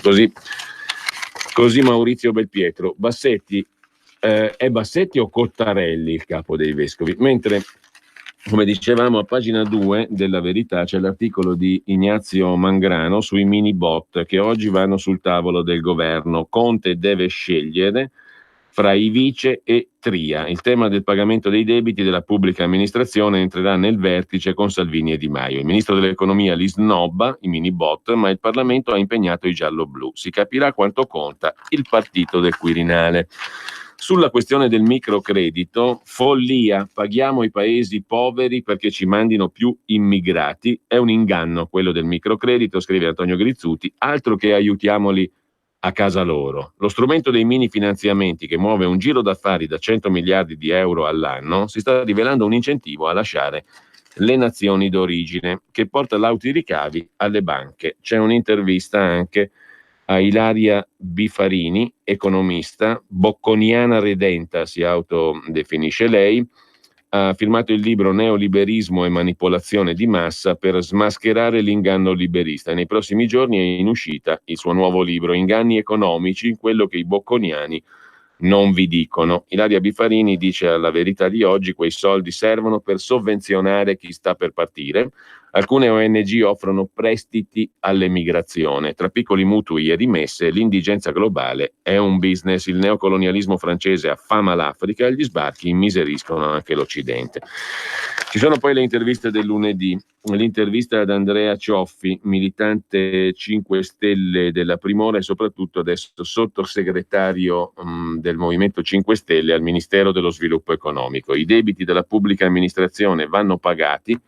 Io stesso ho un credito di 100.000 euro. Noi fagocitati dalla Lega sono fiducioso, recupereremo i voti persi. Evitiamo correnti nei 5 Stelle, Di Maio deve restare il capo. I competenti cosiddetti spesso non conoscono davvero la realtà. L'altra intervista è quella di Daniele Capezzone a Massimo Garavaglia, vice ministro leghista dell'economia. Cara Europa, abbiamo i numeri giusti, alla Commissione europea rispondiamo con i fatti. L'indice delle piccole e medie imprese, che non sbaglia mai, segnala che siamo vicini alla svolta. Meglio della Germania, ora investimenti e meno tasse. Il Movimento 5 Stelle, sappiamo che lì ci sono anime diverse, ma il governo va avanti. L'accusa della Corte dei Conti: dormo tranquillo, so di avere agito per il bene. La procura della Corte dei Conti della Lombardia ha fatto contestazioni per il prezzo di vendita di un immobile in qualità di assessore a Garavaglia. Mentre vi segnalo a pagina 8 l'articolo di Alessia Pedrielli, sempre sulla Verità. Schiavi delle cooperative, prendono milioni dai comuni ma sottopagano i dipendenti. Peggio dei rider, i lavoratori delle cooperative. Tutele scarse, mini ingaggi, caporalato elettronico, app invasive. A Bologna un accordo sindacale che paga soltanto metà pranzo, vietati frutta, pane e contorno. Gli sfruttati, 350.000 educatori, assistenti domiciliari, dipendenti di cooperative inquadrati come figure senza titolo, 20 le loro ore di lavoro settimanale, quasi tutti part-time imposti.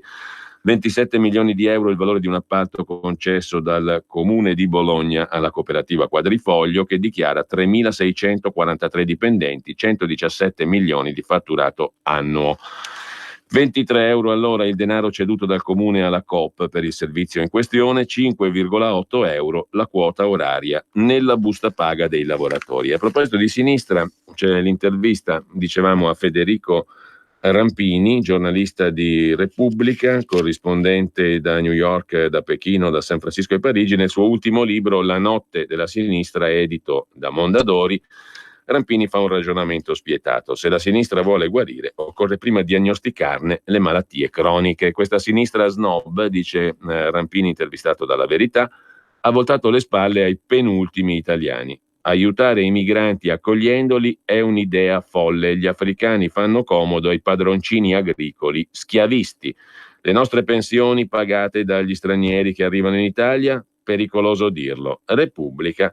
Per il momento ancora non mi scomunica il quotidiano La Repubblica. Una volta la sinistra si affidava a Umberto Eco e a Pierpaolo Pasolini, oggi l'eroina della sinistra è Asia Argento, una perversione che non posso accettare. Rivendico l'appartenenza alla sinistra classica, dice Rampini. Il fatto è che quando il popolo vota a destra, gli opinionisti di sinistra dicono che sta impazzendo, che si lascia incantare, che sta diventando fascista. Questo mi ricorda una battuta di un comunista doc come Bertolt Brecht. Se il popolo non mi sostiene, cambiamo il popolo. Perfino Rampini, di fronte alla deriva ben pensante su spread, fascismi, immigrazione, femminismo, ha perso le staffe. Così scrive l'intervistatore Federico Novella, che parte da una domanda: perché i progressisti sono confinati nelle isole pedonali dei centri storici? La missione della sinistra, risponde Federico Rampini, è diventata quella di proteggere gli ultimi, quelli che tentano di attraversare il Mediterraneo. Così facendo abbiamo voltato le spalle ai penultimi, agli italiani che abitano nelle periferie. Attirano meno solidarietà, ci sembrano un po' volgari, un po' cafoni, non simpatici. È una forma di snobismo. Dopo Clinton e Blair siamo diventati liberisti. Ma non mi convince la sinistra che fa da cassa di risonanza delle agenzie di rating e delle banche d'affari. Così inizia la conversazione, che poi arriva anche alla questione dell'immigrazione.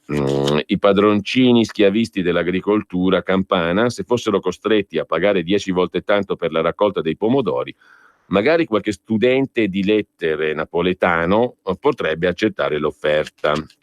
Gli immigrati ci stanno pagando le pensioni, però quando poi invecchieranno cominceranno a consumare pensioni anziché finanziarle. Sul lungo periodo non basterà l'attuale livello di immigrazione. Servirà un continuo flusso migratorio. Questo flusso cambierebbe la composizione etnica della società italiana. Come minimo dovremmo chiedere un parere ai cittadini. Ci sono diversi modelli al mondo, ricorda ancora Federico Rampini. Il Giappone ha una popolazione più vecchia della nostra e ha scelto di affrontare le sfide senza immigrazione. Ma non possiamo mettere gli italiani di fronte al fatto compiuto con la solita arroganza dei tecnocrati che dicono: sappiamo qual è il vostro bene, tacete e accettate. Niente è ineluttabile. Su ogni questione il popolo sovrano ha il diritto di pronunciarsi. I primi a credere alle frontiere sono i migranti stessi, dice ancora Federico Rampini in questa intervista sulla Verità. Coloro che vengono dal sud delle Americhe o dalle zone subsahariane ai confini ci credono tantissimo e sognano di stare dalla parte giusta, dove esiste uno stato di diritto. L'ideologia no border, senza confini, è irreale. Salvini, i porti chiusi, credo sia una battaglia simbolica, marginale da una parte e dall'altra. Quella dei porti è diventata guerra di bandiera, come Trump si è inventato un muro col Messico che però esisteva già, lo costruì Bill Clinton, lo ampliò George Bush. Lasciamo Rampini, vi segnalo un'altra intervista sulla Verità di oggi al neopresidente del Piemonte Alberto Cirio. Forza Italia va rilanciata e non sciolta, sono d'accordo con Toti, ci vuole rinnovamento nel partito, però Berlusconi resta il leader. Il movimento del presidente Ligure Totti alla sua costituente non sono neanche stato invitato. Tolgo l'IRAP a chi viene a produrre qui in regione. Fiat Chrysler, parlerò con i vertici del fallimento della fusione con Renault. Treno ad alta velocità, l'86% dei miei cittadini lo vuole, dice ancora Alberto Cirio, intervistato sulla Verità. Dalla Verità vi segnalo ancora un'altra intervista, quella di Maria Luisa Rossi Hawkins a Jason Trennert, uno degli investitori più influenti di Wall Street. La ricetta di Trump funziona, ora applicatela pure in Italia. Qual è la ricetta? Tagliare le tasse, così Trump ha ridato fiducia alle imprese. Imitandolo potreste rilanciare la crescita, ma siate pronti ad accettare diseguaglianze. La guerra dei dazi? Stati Uniti e Cina si accorderanno, le elite non comprendono il fenomeno The Donald, ma lui ha ottime chance di essere rieletto nel 2020. Così sulla Verità, dalla quale ci congediamo con un ultimo articolo. Gemma Gaetani si occupa di una abitudine che dovremmo prendere, mettere in ordine, spazzare, riordinare, spolverare i lavoretti che aiutano corpo e mente. In una società in cui le giornate volano tra ufficio e mezzi di trasporto, chi sta attento al fisico punta solo sulla palestra, invece le faccende domestiche possono migliorarci la salute, come i pesi o la zumba, ma fanno bene anche alla psiche. 56% la percentuale di donne italiane che si dedicano alle pulizie, media europea del 49%. Lasciamo con questo La Verità, andiamo a dare un'occhiata anche a Libero, tra poco poi sarà con noi Riccardo Molinari, come tutti i lunedì presidente dei deputati della Lega e segretario della Lega in Piemonte. Sul voto anche in Piemonte parleremo con lui. Di Pietro accusa gli ex colleghi: cari magistrati, ripulitevi, è il titolo d'apertura di Libero. Le inchieste sul CSM screditano i magistrati, approfittiamone come con Tangentopoli per cambiare tutto. Sull'abuso d'ufficio ha ragione Salvini, i grillini devono finirla di strumentalizzare la giustizia. Così Libero riassume la lunga chiacchierata del direttore Senaldi con Di Pietro che avvisa i giudici: datevi una ripulita, è il momento per ribaltare le toghe. Cari magistrati, basta porte girevoli con la politica, il Movimento 5 Stelle usa la giustizia per i propri affari, sull'abuso d'ufficio ha ragione Salvini. La chiacchierata è molto lunga, la citiamo solo a volo, poi c'è anche da segnalare un articolo su Emma Bonino, capo di poltrone e sofà, pochi voti, tanti incarichi, scrive Alberto Busacca, pagina 8, il capolavoro della Bonino, da 20 anni non ha voti ma fa il pieno di poltrone, come fare carriera senza consensi. Dopo le europee del 99 Emma ha sempre galleggiato intorno al 2%, eppure è stata più volte parlamentare e ministro. La sinistra più ciula al mondo, invece, è il titolo dell'articolo di Antonio Socci, così sragionano Zingaretti e compagni, l'articolo a pagina 6, il PD torna ad accusare la Lega, un pericolo per la democrazia, ma nessuna autocritica, se la prendono con gli elettori, quelli del PD pensano di essere i migliori, anche quando perdono, commenta Antonio Socci. Fausto Cariotti su Salvini che cresce e vuol fare tutto da solo, basta alleanze. E poi Vittorio Feltri, anche la Chiesa fa affari d'oro su Rosari e Santi. L'articolo è a pagina 2 di Paola Pellai. La Chiesa bacchetta Salvini, ma non gli affaristi di Padre Pio. Un viaggio a San Giovanni Rotondo. I vescovi criticano il rosario e la fede di Salvini, intanto il santuario più visitato d'Italia si regge sul business di souvenir ben poco religiosi, scrive Paola Pellai e commenta Vittorio Feltri. Non sono mai stato anticlericale, ringrazio gli oratori dove sono diventato adulto. L'articolo che sto per scrivere non è un insulto alla Chiesa e ai suoi uomini, ma una lamentela di dolore. Mi sono accorto che i vescovi ce l'hanno a morte con Salvini, perché brandisce il rosario e bacia il crocefisso, lo rimproverano come se commettesse un sacrilegio, tra un po' lo scomunicheranno. A Matteo darebbe assai fastidio perché è consapevole che i voti cattolici contano e pesano quanto quelli degli allocchi di sinistra, scrive Feltri. Ora però scopro che in Puglia, San Giovanni Rotondo, dove Padre Pio affascina i fedeli, infuriano i commerci di Santini e affini. L'organizzazione è talmente professionale da fare concorrenza all'Esselunga, scrive Vittorio Feltri. Mentre Alessandro Giuli si occupa della pubblicità regresso contro le donne, della Nike in questo caso. Ci siamo ridotti a fare lo spot al velo. Don't change who you are, change the world è il titolo della pubblicità della Nike con le donne velate, cioè non cambiate voi stesse ma cambiate il mondo. E anche la Nike, cari occidentali, ce la siamo giocata irriconoscibile, ricoperta dal hijab islamico, come una sposa al servizio di un califfato travestito da business. È successo che in coincidenza con i mondiali di calcio femminili il noto marchio sportivo ha trasformato in un manifesto musulmano la sua passione per il religiosamente corretto. È nata la pubblicità che ritrae 7 indecifrabili fanciulle, scrive Alessandro Giuli, armate di pallone o guantoni da box e inguainate nella tuta, tutte però con testa e spalle e gola ben calzate nel velo imposto dai maomettani. Ciò che è peggio e che non lascia dubbi è lo slogan: non cambiare quel che sei tu, cambia il mondo. Ma davvero? Ma anche no. Come ci siamo ridotti male, scrive Giuli. C'è uno spot al velo islamico, la Nike lancia una campagna con sportive in hijab e l'invito a cambiare il mondo, cioè a renderlo più sottomesso. Mentre lasciamo Libero con ancora un paio di segnalazioni. Intanto c'è un prete di Pavone Canavese che sta dalla parte del tabaccaio che ha ucciso un rapinatore, perché così dice il catechismo, è Don Beppe Dorma, che benedice chi spara per difendersi. Sono sacerdoti che parlano al popolo mentre si moltiplicano le incursioni nei luoghi di culto, ladri, vandali e clandestini, le parrocchie sotto attacco, scrive Simona Pletto. E ancora da Libero un articolo di Tobia De Stefano sui mini-bot, tutti contro i mini-bot ma nessuno paga i debiti. Chi tria ribadisce la questione non è sul tavolo, ministeri, comuni ed enti però devono ancora restituire 53 miliardi di euro. A pagina 9 di Libero il dettaglio, l'articolo di dettaglio.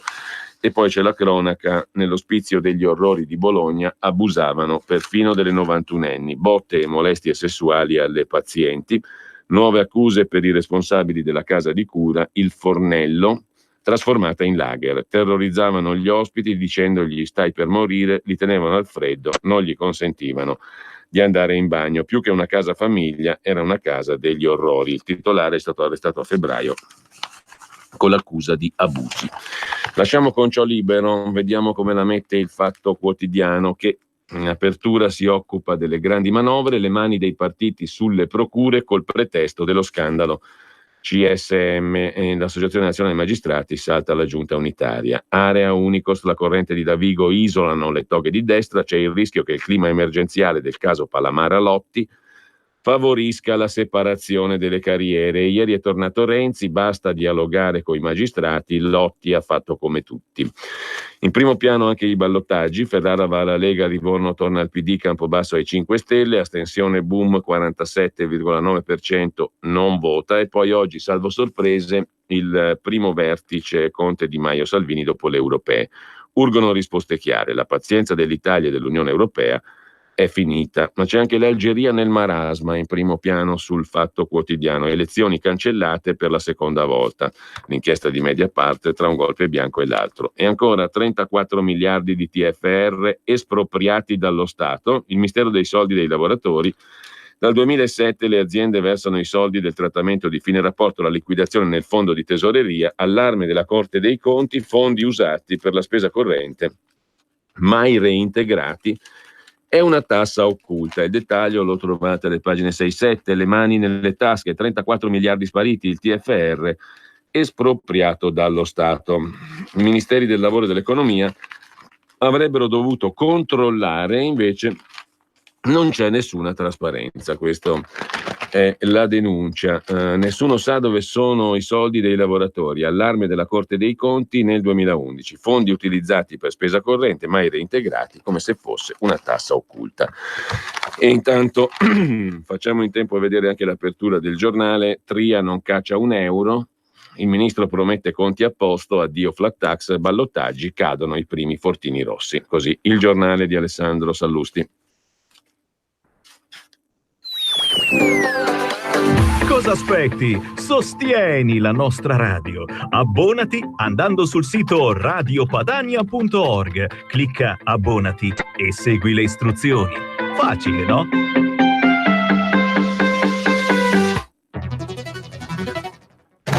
Ciao Ruspa, come butta? Guarda che sei in onda. Donare il 2 per 1000 alla Lega è importante per i progetti di Matteo Salvini? Sì, la gente lo sa. Sa pure che D43 è il codice da scrivere sulla dichiarazione dei redditi. Sì, D43, lo sa. E che se lo dice al suo commercialista fa tutto lui. No, Ruspa, questa non possiamo dirla in radio. D43 è una sigla importante. Serve a dare più forza ai progetti che Matteo Salvini vuole realizzare. Quest'anno il 2 per 1000 donalo alla Lega di Matteo Salvini. Dillo al tuo commercialista. Donare il 2 per 1000 alla Lega è un'ottima azione. www.2per1000lega.it. Messaggio per tutti gli imprenditori, gli artigiani, i commercianti, i liberi professionisti. Hai un'attività? Dei prodotti da promuovere? Prova la pubblicità sulla nostra radio. Radio Padania ha preparato per te una grande promozione per aiutarti a sostenere la tua attività a tariffe davvero straordinarie. Informati, vedrai che si può fare. Mandaci una mail all'indirizzo spot@radiopadania.net. Con Radio Padania si può fare. Qui Parlamento. E come tutti i lunedì io ringrazio e saluto Riccardo Molinari, presidente dei deputati della Lega e segretario della Lega in Piemonte. Buongiorno Riccardo, grazie per essere con noi. Buongiorno a tutti, grazie a voi. Nonostante la nottata elettorale, presumo, perché sì. Sarai stato fino a notte appunto a seguire il voto. Allora, intanto una valutazione sintetica, poi parliamo anche del tuo Piemonte. Tu hai messo in luce anche il risultato di Novi Ligure, ho visto in primo luogo sulla tua pagina Facebook, però andiamo con ordine, una valutazione complessiva di questo ballottaggio. La storica Vittoria Ferrara è storica anche per i quotidiani che stiamo leggendo in rassegna stampa ovviamente, però insomma uno sguardo di insieme, com'è andata alla fine? Ma insomma direi che è andata molto bene, stati risultati eclatanti a Ferrara come anche a Forlì. Ci sono stati risultati del Piemonte che sono stati ottimi, abbiamo vinto anche al sud perché la Lega che prende in mano Potenza direi che è sicuramente una notizia, e quindi insomma per quanto i media cerchino di concentrarsi sul fatto che il PD ha mantenuto alcune sue roccaforti, penso alle città capoluogo della Toscana dove riprendono in mano Piombino, insomma hanno confermato già il primo turno a Firenze, direi che insomma c'è stata l'onda lunga del risultato delle europee, si è fatto sentire anche le amministrative. Certo è che nei ballottaggi non bastava solo l'onda lunga di Salvini, cioè l'onda lunga quindi del voto nazionale europeo, ma insomma è necessario anche un forte radicamento sui territori nelle città, e quindi sono le vittorie più difficili, come appunto penso quella di Alan Fabbri a Ferrara, piuttosto che quella di Cabella a Novi Ligure, o piuttosto che quella di Rivoli, perché siamo riusciti anche a strappare il comune di Rivoli dalla cintura torinese alla sinistra. Sono vittorie che dimostrano che comunque c'è anche un radicamento territoriale del partito molto forte, oltre a quello che è, diciamo, il vento nazionale che evidentemente è inciso. Ecco, sul Piemonte allora, hai già iniziato a dare questa valutazione complessivamente, a parte Verbania, no? Dove lì ha vinto il PD per un soffio, però per quanto riguarda le altre sfide mi sembra che sia andata piuttosto bene, no? Sì, è andato più o meno tutto bene, ci sono le due stonature di Verbania e di Bra, come c'era stata quella di Saluzzo al primo turno, però diciamo che abbiamo vinto a Biella, dove c'era il capoluogo, che è un capoluogo di provincia, dove avevamo il candidato della Lega, quindi diventano 3 i capoluoghi di provincia piemontesi con un sindaco leghista, quindi dopo Novara, Alessandria, adesso si unisce anche Biella. Abbiamo vinto a Vercelli, dove il candidato era un civico, e purtroppo, nonostante fossimo avanti al primo turno a Verbania, abbiamo perso di pochi voti al secondo. E poi c'è stato, diciamo, due risultati sicuramente più sorprendenti sono stati quelli di Rivoli e di Novi Ligure in particolare, con la differenza che a Rivoli abbiamo un candidato sindaco di centrodestra, non della Lega, mentre a Novi c'era un candidato leghista. Prendere in mano Novi dopo 73 anni di sinistra in una città che tutti davano per inespugnabile, insomma sicuramente è una grande soddisfazione. Ecco, questo per quanto riguarda, cosa dice questo voto allora in sostanza? Dice qualcosa di nuovo rispetto alle precedenti tornate? Sì, dice che è cambiato, una cosa che già avevamo capito nelle elezioni passate. Grazie a Matteo Salvini la Lega ha cambiato pelle, ma non solo, la Lega ha anche cambiato elettorato di riferimento, nel senso che è un partito sempre più trasversale e soprattutto che sfonda anche in quei territori che erano storicamente considerati di sinistra. E questo perché, secondo me, perché da una parte c'è una colpa della sinistra, quindi la sinistra con le politiche di Renzi e dopo aver appoggiato Monti è diventato un partito che non può più definirsi il partito delle fasce sociali più deboli. Pensiamo solo al tema delle pensioni, il fatto che loro continuino a dire che la quota 100 è un problema, a mio avviso dal punto di vista elettorale ci fa il più bel regalo che possa farci, perché nega se stessa, e quindi c'è questo discorso qua, il fatto che la sinistra ha tradito quella che doveva essere la sua funzione storica, di essere più vicino alle fasce più deboli, alla classe operaia, ai lavoratori e quant'altro. E dall'altra parte c'è stata invece una capacità della Lega di porre l'accento e l'attenzione sui temi sociali e sui temi che toccano più da vicino le fasce più deboli della popolazione. Quindi i temi sociali da una parte, ma anche il tema della sicurezza e dell'immigrazione è un tema che sta a cuore in particolare a quelle fasce sociali che una volta si riconoscevano di più nella sinistra. Quindi è un insieme di cose, ma la rivoluzione, diciamo, culturale che ha fatto Matteo Salvini, l'evoluzione del progetto politico della Lega ci permette oggi di, oltre a vincere al sud, cosa che era impensabile fino a qualche tempo fa, e ripeto, il risultato di potenza è un risultato sicuramente sorprendente, ma ci permette anche al nord di essere primo partito e di trionfare in terre che una volta erano inespugnabili. Ecco, Riccardo, benissimo il quadro generale, avremo modo di parlarne anche in giornata, di analizzare diversi casi specifici, a partire naturalmente da Ferrara con Alan Fabbri. Detto questo, però, ti devo chiedere, per brevità, perché non abbiamo come al solito moltissimo tempo, però ti devo chiedere anche qualche valutazione di carattere più generale. Intanto ne abbiamo letto in rassegna stampa stamani un'intervista, un colloquio con il Premier Conte in prima pagina sul Corriere della Sera. E Conte dice: attenzione, qua non dobbiamo sfidare l'Unione Europea sulla procedura di infrazione per debito eccessivo, perché paradossalmente comprometteremmo la nostra sovranità economica, finiremmo sotto controllo e verifica per anni e anni e anni. Non si scherza con la procedura di infrazione. E poi dà un messaggio alla Lega. Conte dice: non vorrei che la Lega, forte del risultato delle europee, diventasse, diciamo così, sempre più predominante con atteggiamenti strumentali. Se la Lega vuole capitalizzare il consenso, non può che passare da elezioni politiche. Insomma, si assuma la responsabilità di chiedere elezioni politiche e le vinca. Parla anche di mini bot il presidente del Consiglio Conte, dice: la proposta non è mai stata portata a Palazzo Chigi, ha implicazioni di sistema, non è una proposta, insomma, che Conte fa capire di poter abbracciare. Che ne dici? Ma allora, per quanto riguarda il capitalizzare il consenso, direi che è stato già molto chiaro Salvini, lo stiamo ripetendo da settimane.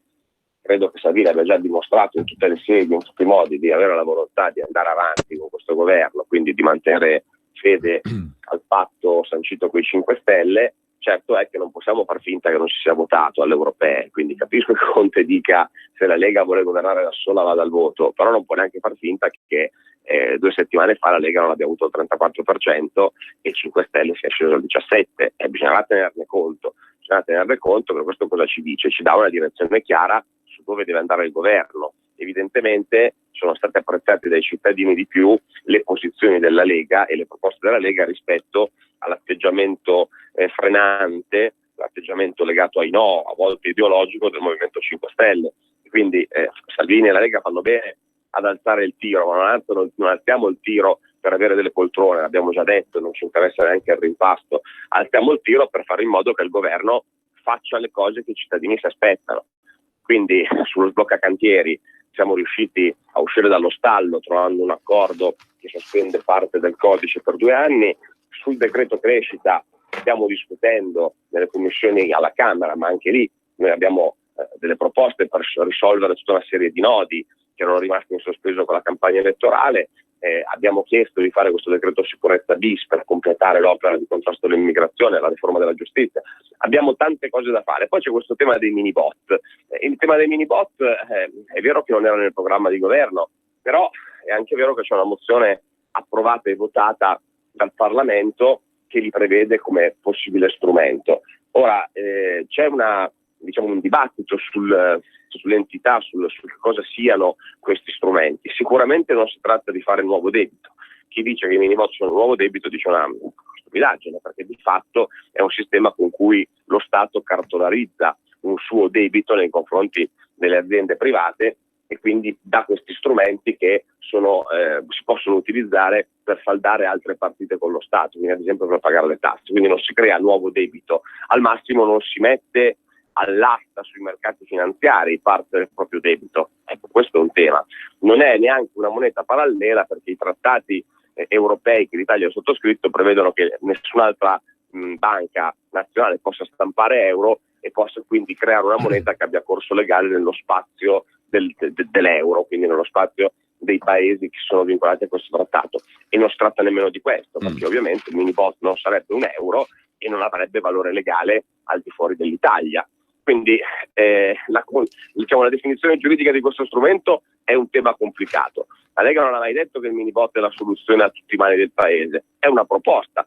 Se Conte e Tria hanno altre proposte, le facciano sentire, ma dire semplicemente che non bisogna litigare con la Commissione perché la procedura di infrazione è brutta, questo lo sappiamo anche noi, però non possiamo neanche farci dettare l'agenda politica dalla Commissione perché abbiamo paura delle conseguenze dell'infrazione. Bene, intanto il Premier Conte, giusto per completare il discorso, dice anche sulla questione dell'Europa, appunto, devo poter condurre insieme al Ministro dell'Economia Tria il negoziato senza distonie. Oggi peraltro è previsto un incontro, no? Sì, tra l'altro Tria verrà domani anche in Parlamento, quindi verrà in Parlamento a riferire su questa lettera, e quindi noi gradiremmo anche che in qualche modo tenesse conto il governo delle indicazioni che verranno date dall'Aula. Noi domani alle 2 abbiamo l'informativa di Tria, avremo delle cose da dire e quindi nessuno vuole creare distonie tra il governo e i partiti della maggioranza, però è chiaro che Tria e il governo devono tener conto di che cosa dirà il Parlamento e quindi di conseguenza di cosa diranno i due partiti di maggioranza. Ultima questione, Riccardo, la settimana parlamentare dovrebbe essere quella del cosiddetto decreto sblocca cantieri, no? Sì, a parte l'informativa di Tria, che avremo domani nel primo pomeriggio, poi si partirà con lo sblocca cantieri, sarà una lunga battaglia d'aula perché questo provvedimento scade domenica, è un decreto, quindi a 60 giorni di vita, deve essere conversione in 60 giorni e quindi le opposizioni hanno già annunciato che faranno tutto il possibile per farci arrivare alla scadenza e quindi sappiamo già che ci sarà un duro ostruzionismo e saremo impegnati diversi giorni in aula per approvare questo provvedimento. Bene, allora io ringrazio Riccardo Molinari, capogruppo della Lega alla Camera e segretario della Lega in Piemonte. Grazie Riccardo, buona settimana. Grazie a voi, un saluto a tutti. Buona settimana, buon lavoro a Riccardo Molinari e adesso noi torniamo brevemente alla rassegna stampa, dopodiché abbiamo con noi Maurizio Bolognetti. Facciamo il punto sempre sulla vicenda che parte dall'iniziativa non violenta su Radio Radicale. Oggi dovrebbe essere tra l'altro un giorno importante su quello e che ci ha fatto riflettere in questi giorni anche su un concetto che ci è molto caro in tutti i sensi, perché si parla di libertà di informazione, di pluralità delle voci e delle fonti. Qui Parlamento. Allora, in attesa di collegarci adesso tra qualche minuto con Maurizio Bolognetti, una prima pagina del giornale, come vi dicevo, che si occupa di due questioni, quella di cui abbiamo parlato, il ministro Tria, che promette conti a posto. Secondo il giornale addio alla flat tax, niente più bonus per le famiglie con figli, anche la flat tax si allontana e poi altro che mini bot per pagare i debiti della pubblica amministrazione verso le aziende bisogna passare dall'Europa ed è ancora possibile, scrive il giornale. La soluzione individuata da Tajani 6 anni fa: i creditori potrebbero non pagare le tasse, ma così aumenta il deficit. Liquidare i debiti della pubblica amministrazione, ridurre al minimo i tempi di pagamento dello Stato. I minibot, soluzione poco probabile. Una via d'uscita era stata trovata nel 2013. L'allora vicepresidente della Commissione europea Tajani voleva aiutare il governo Monti a liquidare lo stock dei debiti. Un lavoro lungo lo portò a un accordo col commissario agli affari economici, esclusi dal calcolo del debito pubblico i debiti commerciali della pubblica amministrazione liquidati. Se lo Stato avesse pagato i creditori privati, la somma interessata non veniva considerata dall'Unione Europea per fare pulizia nella contabilità dello Stato e far emergere un pezzo di debito pubblico fuori controllo. Una vecchia soluzione Tajani, che infatti non ha funzionato, mentre non si è neanche messa in pratica. Mentre avanza il centrodestra, feudi Rossi KO, è il titolo che riassume le comunali 2019. Nei ballottaggi cadono Ferrara, Forlì e Biella. Salvini esulta, successo storico della Lega. E poi ancora dal giornale: migranti, sbarchi continui, sono oltre 300 da fine maggio, ma il Viminale ha fornito i numeri di gran lunga inferiori a quelli degli anni precedenti. Lasciamo con questo anche il giornale, con un piccolo focus sul dorso milanese e lombardo. Cadono i fortini rossi, Cormano va al centrodestra, gara all'ultimo voto a Chiarozzano, che poi è stata vinta dal centrodestra. A sinistra invece Paderno, che cambia di segno, era di centrodestra, e Novate, che era già di centrosinistra e rimane tale. E intanto vi concludiamo la rassegna stampa con il foglio che si occupa oggi di fare un giro fra tutti i vari collaboratori sulle promesse mancate, le bugie, le trappole, gli errori e le assurdità di questa pazza maggioranza giallo-verde. Come è cambiata l'Italia in 12 mesi di governo populista. Faccio solo in tempo a citarvi adesso, a proposito invece dei giornali del lunedì, che sono i giornali con una particolare attenzione ai temi economici e fiscali e finanziari.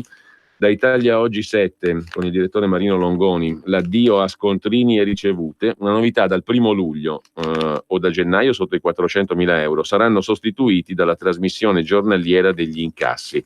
Ecco come cambia l'evasione. Il fisco diventa sempre più digitale, sempre meno sul territorio. Dal 1 luglio scontrini e ricevute fiscali saranno sostituiti, per aziende con giro d'affari superiore ai 400.000 euro, dall'obbligo di trasmissione giornaliera degli incassi. Per le imprese più piccole si partirà invece dal prossimo 1 gennaio. È una novità di non poco conto. Intanto io do il benvenuto e il buongiorno, come vi dicevo prima, a Maurizio Bolognetti al 96esimo giorno di azione non violenta per Radio Radicale, per la libertà di manifestazione del pensiero, l'articolo 21 della Costituzione, per democrazia, diritto alla conoscenza, verità, giustizia e libertà. Sono parole che hanno un corpo. E intanto buongiorno a Maurizio Bolognetti. Buongiorno Maurizio, come stai? Beh, dopo aver passato le ultime 36 ore immobile o quasi, meglio, decisamente meglio, dai. E la tua pagina si apre con una citazione di Carlo Rosselli, scritti dall'esilio: socialismo, democrazia, comunismo sono forme vuote se gli uomini che si dicono socialisti, democratici e comunisti non hanno un sentimento vigoroso della propria dignità e libertà, se non hanno coscienza della propria umanità. Uomini vogliamo, non schede, non numeri, non tessere. Carlo Rosselli. Io direi attuale, non trovi? Molto attuale. Molto attuale e soprattutto da tenere presente, io direi ogni mattina, anche per me, facendo semplicemente anche la rassegna stampa, è da tenere presente questo orientamento come monito, come indirizzo, direi anche. Come indirizzo, perché ti dà una linea guida importantissima, secondo me. Allora, oggi dovrebbe essere una giornata forse importante per la vicenda relativa a Radio Radicale. Ma io me lo auguro, credo che sia prevista una commissione per le ore 14:30. Si tratta di garantire a Radio Radicale i mezzi necessari per poter proseguire le sue trasmissioni fino alla gara, che ci auguriamo possa esserci quanto prima, e poi dopodiché chiaramente si vedrà. Però il punto è questo: garantire che Radio Radicale possa continuare a trasmettere fino al momento in cui ci sarà questa benedetta gara che noi stessi chiediamo da tempo, e che da tempo, come è stato giustamente sottolineato, invece non si tiene. Però l'abbiamo chiesta noi, questo è bene precisarlo, l'abbiamo chiesta ripetutamente. Quindi vedremo. Io sono moderatamente, diciamo così, ottimista. Mi auguro che una soluzione verrà trovata in questo primo pomeriggio, e dopodiché ovviamente sarò felice di sospendere questa iniziativa non violenta, e in ogni caso credo che sarò chiamato a fare delle valutazioni, anche stante le situazioni che ho registrato nelle ultime ore. Forse è il caso, diciamo, no? Perché comunque l'autotutela viene prima di tutto, no? Nessuna battaglia è possibile attraverso. In autotutela, tanto le battaglie, poi ci conosciamo da tempo, sai che un modo per portarle avanti lo troviamo, questo è certo. Intanto per le cose di cui hai parlato tu prima, anche l'articolo 21 è bene sottolinearlo, anche per difendere la possibilità che tanti giornali continuino ad essere stampati e poter uscire in edicola. L'informazione, lo ripetiamo ancora una volta, insieme al presidente dell'ordine dei giornalisti Carlo Verna non è una merce qualsiasi, la conoscenza non è una merce qualsiasi, è qualcosa che dà sostanza alla parola democrazia, quindi più ce n'è meglio è, insomma. Intanto grazie a te, credo che questo sia l'11°, forse anche più, siamo andati anche oltre l'11° giorno in cui ho la possibilità di collegarmi dai microfoni di questa emittente per poter sottolineare alcune cose. Ma io ribadisco che sono questioni diverse che vivono nello specifico Radio Padania e Radio Radicale, per carità, però c'è un punto comune che è quello che richiamavamo prima, anzi sono quelli che richiamavamo prima. Intanto io direi che un punto comune viene fuori anche dalla citazione di Carlo Rosselli sulla dignità, la libertà e la coscienza della propria umanità, no? Primo in primis, che sono alla base di qualsiasi agire politico, giornalistico, professionale che ne consegue. E poi c'è un punto che è quello appunto della pluralità, del pluralismo cosiddetto, della pluralità di fonti e della libertà di informazione. Non si può essere liberi nel momento in cui ci si deve sottomettere a una sorta di ricatto, direi io, no? Perché il ricatto non può rendere liberi. La discussione sì, la rimodulazione di tante cose, il trovare nuovi equilibri fa parte del vivere.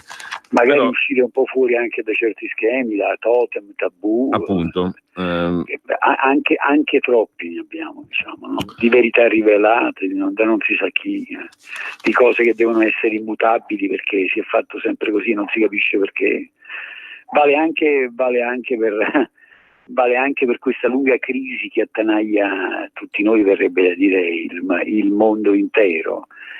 Forse bisognerebbe rivedere anche alcune cose, alcuni approcci, alcune cose andrebbero ridiscusse. Per quanto mi riguarda, penso a tutta questa discussione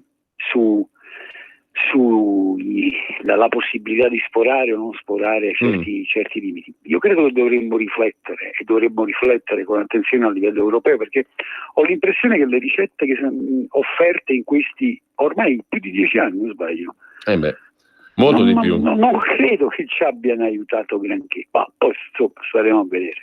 Ecco, a proposito, non ti sottraggo molto tempo, perché poi dobbiamo mandare un contributo a proposito dei famosi mini bot, interessante. A parte questo, poi ci sentiamo domani comunque, sempre alla stessa ora, ma allora, una cosa l'hai introdotta, tu l'hai già detta, ti volevo chiedere appunto qual era la tua opinione, la tua valutazione su queste cose delle trattative, che ormai sono una cosa infinita, no? Perché anno dopo anno dopo anno pare che sia un tabù inattaccabile, quello per cui o ti diciamo così, accetti una visione di fondo, che è quella appunto dei famosi parametri europei, o altrimenti fai finta di farlo, perché ci sono tanti paesi che fanno finta di accettarlo, ma poi nella prassi si comportano diversamente, no?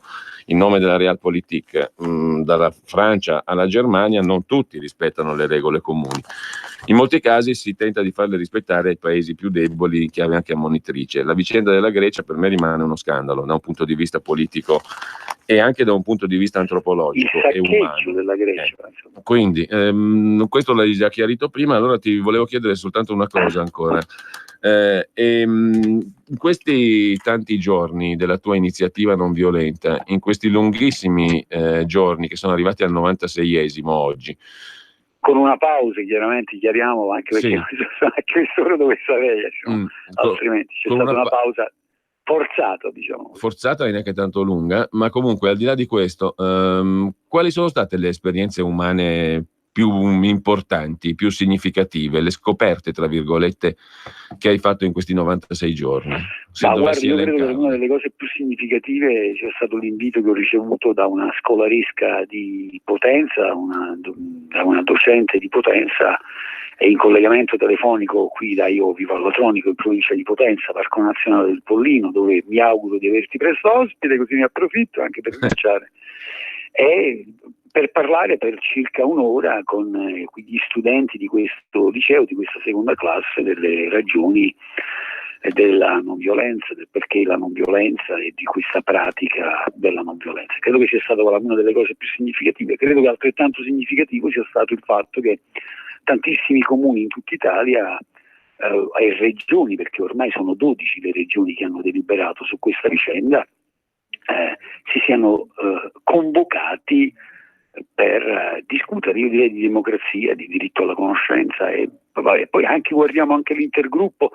Credo che ci sia stata una riflessione importante e collettiva e sicuramente, ma lo metto per ultimo per non essere accusato di piaggeria, io credo che estremamente significativo sia stato il fatto che la possibilità di aver potuto parlare per tutti questi giorni di questi temi e di queste questioni attraverso i microfoni della tua emittente radiofonica. Credo che questo sia un fatto che dovrebbe far riflettere in molti, mentre altrove questa possibilità, diciamo, non l'abbiamo avuta.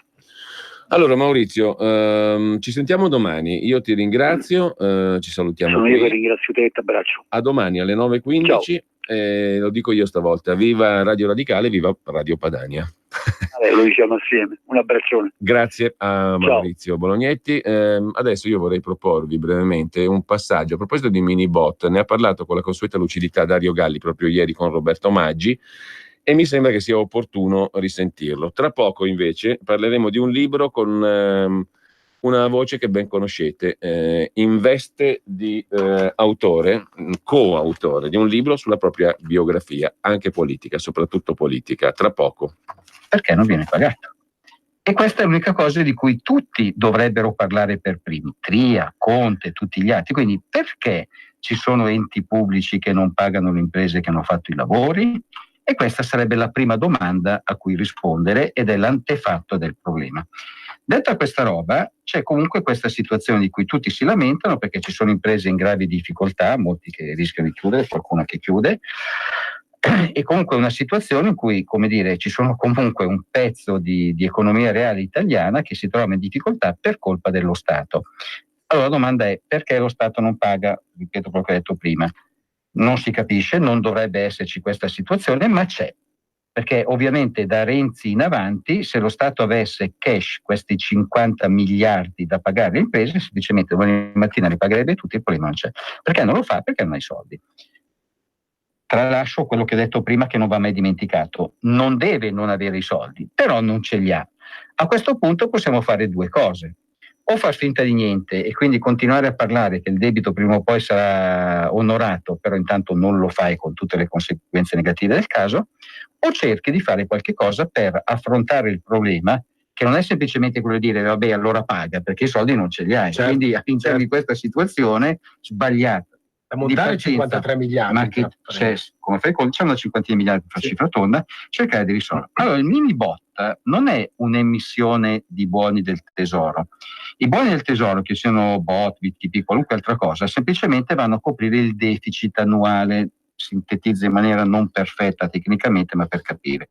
Cioè, se tu ogni anno incassi 1000 di tasse e lo Stato, per far funzionare le scuole, gli ospedali, tutto quello che è la spesa pubblica, ne spende 1100, alla fine puoi fare due cose: o i 100 che non hai incassato, per dire riduci i servizi per cui non li spendi, oppure chiedi a qualcuno di prestarteli. L'emissione di buoni del tesoro è un prestito che qualcuno ti fa.